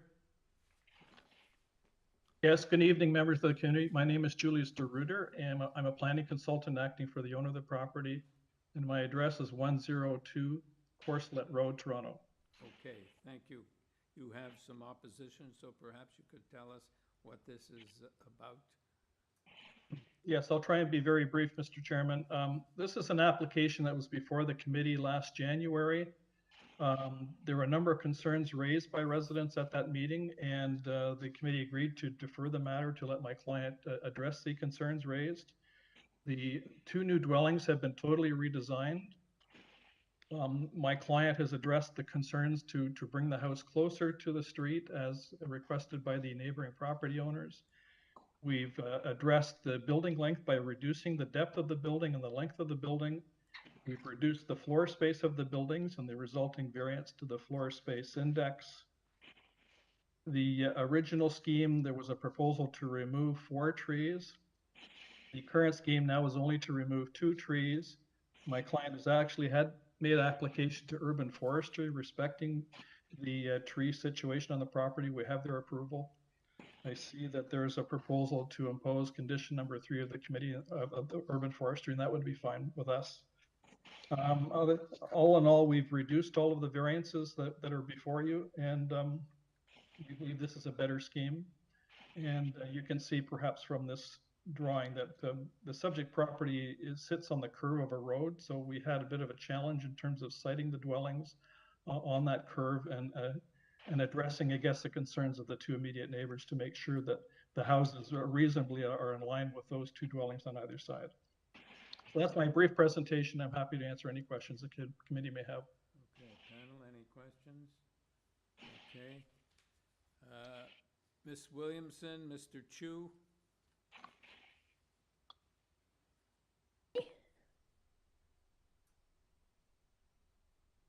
Hello, can everyone hear me? We can. We can hear you. May we have your name and your address, please? Yep, my name is Emma Williamson. I reside and I'm an owner of 172 Kenilworth Avenue. Okay, can you tell us what your concerns are regarding this project? Definitely. So as Mr. DeRuiter pointed out, we and 21 other families had originally opposed the developer's plan in committee. I apologize, I have a baby on me, so if you hear weird noises, it's him. After the application was deferred because of our concerns, one of our neighbors put together some proposals for the properties that would address the concerns. So I forwarded those to the developer earlier this year. He sent us new plans and he did come by our house to speak with us about them at our request. And I want to be clear, we're not opposed to the development next door. In fact, we welcome it. But while it is true that some changes have been made to the dimensions of the house, the net effect of these changes on the issues we raised is ultimately nil. Like, that's why we're here today. So there's still an incredibly substantial larger footprint than the current house. The depth and setback of the southerly house in particular is an issue. You can't see from the drawings, but there is already a 150-foot retaining wall immediately next to our southerly neighbors. So we're going to be boxed in. They're proposing to remove a more than 60-foot tall Norway spruce that's over 100 years old, which acts as a privacy screen for many houses because of its size. And in fact, its canopy is primarily on our property, even though it's not a boundary tree. And it's still not entirely clear to us. Like, we appreciate they did move the house up a little bit, but it's still not really clear to us why the tree has to come out, where there are other changes that could be made to slightly lessen the footprint of the house. And it's our understanding that other trees are coming out, so the net impact on the removal of greenery is significant. There's also a drainage issue on our property. There's a pool of water that sits in front of our house most of the year. It's especially bad when it rains and in the winter, obviously. Digging out the property next door to build two huge houses just because of the FSI and square footage is going to add to that problem just because of the soil removal. One thing that you may not know is that Kenilworth Avenue used to be a creek. So Miss Williamson. Yep. Somehow or other, what you were talking about with respect to the pool of water in front of your house got garbled. So could you repeat it? Oh, apologies. Sure. So there's a drainage issue on our property. So because Kenilworth Avenue used to be a creek, so the way the water flows, I'm not sure how to explain it, but basically we have a pool of water that sits in front of our house most of the year. It is especially bad when it rains. There's just not proper drainage. And so our concern is that because of the large footprint of the houses next door, they're going to be getting rid of a lot of soil. And so our concern is that obviously that's going to add to the drainage problem. And on a similar note, just about the fact that Kenilworth used to be a creek, our house is actually on the side of a hill. Again, you can't tell that from the drawings, but because they're digging out so much land and the houses are so large and squeezed in beside our own, we're just worried because of the unique topography of our property. 176 Kenilworth is situated lower than ours. It's sort of like a dip in the land, if that makes sense. And we're on a hill, and because there's a super tight side yard setback at only 0.76 meters, they're literally going to be digging out right beside our basement and our foundation. So, Ms. Williamson, those are building problems that we at the committee can't address. Apologies, I'm not being clear. So our concern is that because the side yard setback, for example, is very, very tight, the property, like, there's basically going to be no space between our house and these two houses that are being crammed into the existing property at 176. So ultimately, I'll get to the point and let my husband speak. Ultimately, all we're asking for is moving the southerly house, so I believe it's part 2, a little bit forward, like a meter or something, so that at least they could save that tree, reduce the large wall closing off our yard, and just save a little bit more land. Okay, I'm sorry, Miss Williamson, but you've got 5 minutes between you and your husband. So if he wants to speak, he's got 30 seconds.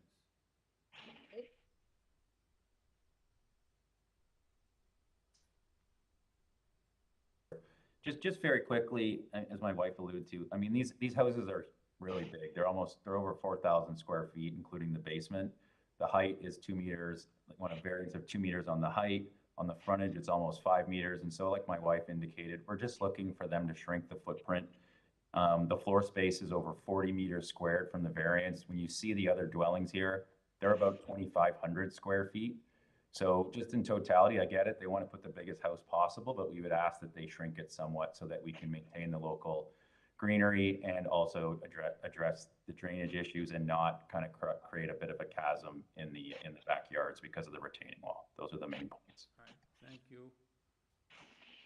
Mr. DeRuiter? Yes, I'm here. Would you like me to respond to the comments? Yes, please. Yes, first of all, on the comments relating to digging and drainage, those are building permit related concerns. That's not something that I can speak to. There was a concern that perhaps the house to the south is too big. These are very generous sized lots. The proposed floor space index for the south property is 0.72. That's a very low floor space index for this neighborhood. There are much larger approvals being granted in this neighborhood, so it's not an unusual size of dwelling in relation to the size of the property. If you could turn up the tree preservation plan, if you could. There are 4 trees that are impacted by the proposal. 2 of them are being removed. One is on the boundary with number 172. There's another one beside it. Again, the tree preservation plan, if you could pull that up, would show the 2 trees that are impacted. And what we did is we removed the house on the south side closer to the street so that one of those 2 trees could be saved. The other tree can't be because the house is just too close to it. Again, we have urban forestry approval, just to remind you of that.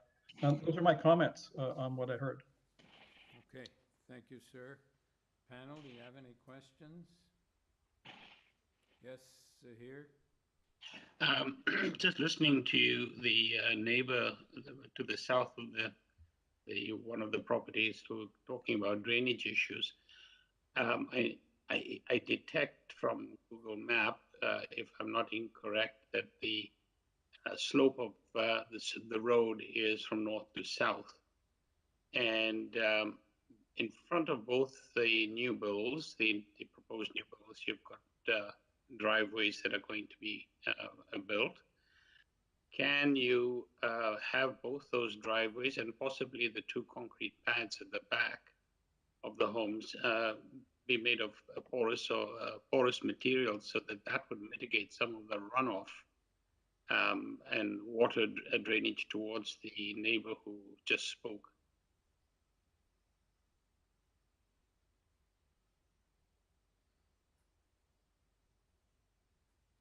Mr. DeRuiter? Sorry, I was unmuted. Or muted, sorry. I have no concern with your recommendation. If the committee were to impose that as a condition, that would be fine. Right. Thank you. Thank you. Any other questions, panel? Any comments? Do we have a motion? To hear? Thank you, Mr. Chair. If there aren't any other comments from my colleagues, I'd like to put forward a motion. See if I can get this right. We'll take all of them together again, the severance and the new bills. The only conditions that I can see, of course, would be engineering. The usual forestry, I believe it's forestry number 3. The additional condition that I'd like to perhaps add, and that's just in the conversation we had right now, and that is both the driveways and the concrete pads at the back of the properties be produced with porous materials. All right. Do we have a seconder? Yim? Forestry condition 2. Is it not?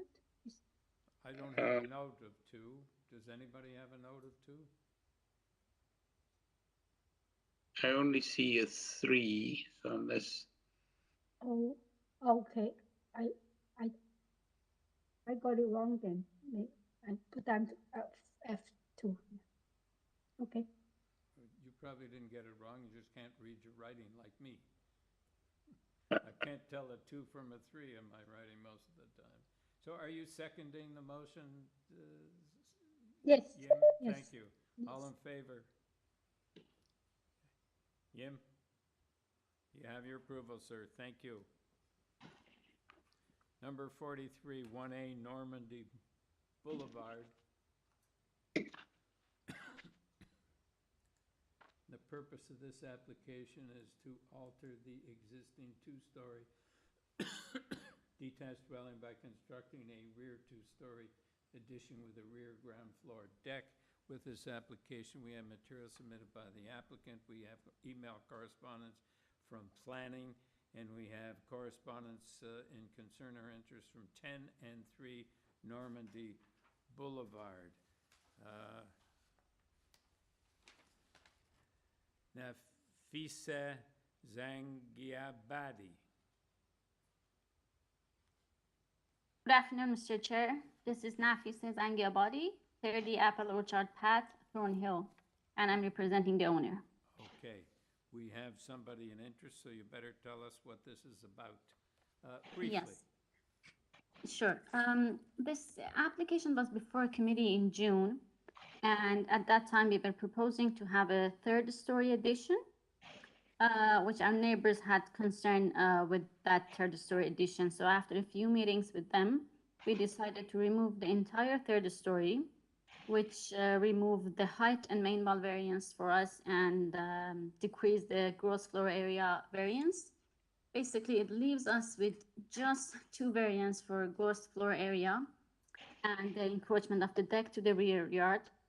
I want to make a change to these 2 variances. Gross floor area, instead of 0.86, going to be 0.84. And the other one for the encroachment of the deck, instead of 1 meter, is going to be 0.7 meter. So basically, the area that we're adding is just the existing sunroom on the main floor that was there, and it had glass walls, and now it's going to be added to the living space with the regular brick wall and then space on top of it. So basically, the overall, the existing house gross floor area is about 80%, and now we're proposing 84%. So in total, we're only adding 4% to the gross floor area. I believe by removing the third-story addition, we made this application the way our neighbor wanted, and more reasonable, and then variances are very minor in nature. Okay, so I just want to get straight, because I don't think your number, what I heard, your numbers didn't line up with mine. So the floor space index that you want is 0.86 times the area of the lot? 0.864. 864. Okay. 0.84. 0.84? Yes. Okay. And 2, the ground floor deck platform will encroach 1 meter into the required rear yard setback and will be located 0.92 meters from the north side lot line. Yes, setback is going to stay the same, but encroachment is going to be 0.7 instead of 1, so 70 centimeter. Instead of 1 meter? Yes. Okay, but it's going to be located 0.92 meters from the north side? Correct. Okay, so there's 2 changes. The floor space index will be 0.84, not 0.86, and the encroachment will be 0.7 centimeters and not 1 meter. Correct. Okay, Thank you. Through you, Mr. Chair, can the applicant tell us in square meters what the gross floor area will be? Just give me a second.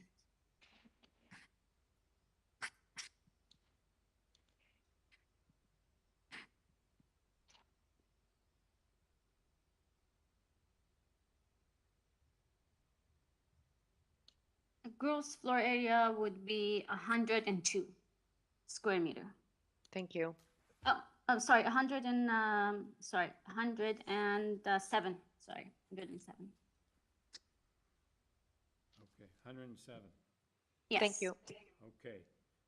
Frank Pagliarello? Hear me? Yes? Frank Pirello, 3 Normandy Boulevard. Yes. Can we have your comments, sir?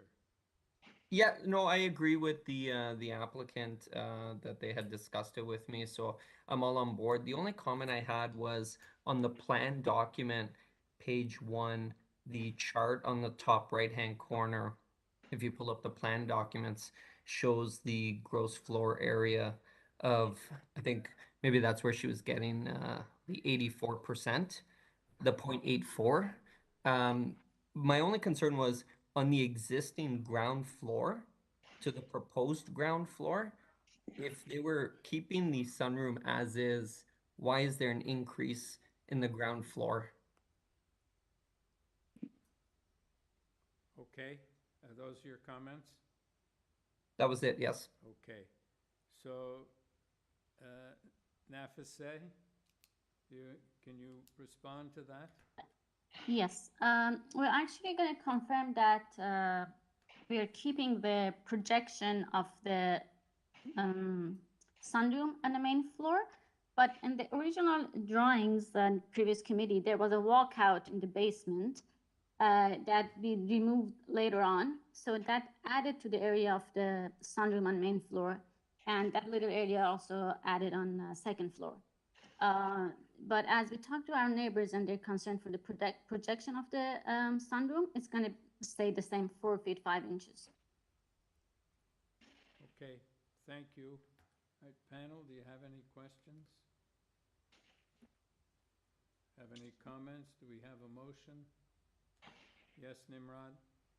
Yeah, I think what's being proposed is minor. It's a small addition. The variances are minor, and I would move approval with no conditions and as the application has been amended. All right, we have a seconder, Peter. All in favor? You have your approval. Thank you very much. We have now completed all the afternoon agenda. It's now 6:30 p.m. Thank you, Mr. Chair and panel members. Thank you, Sarah and Olivia. Have a good evening, everyone. Yeah, thank you, Sabrina. Very much. Good night. Good evening. Good night. Good night. Thanks, everybody. Good night. Safe travels home.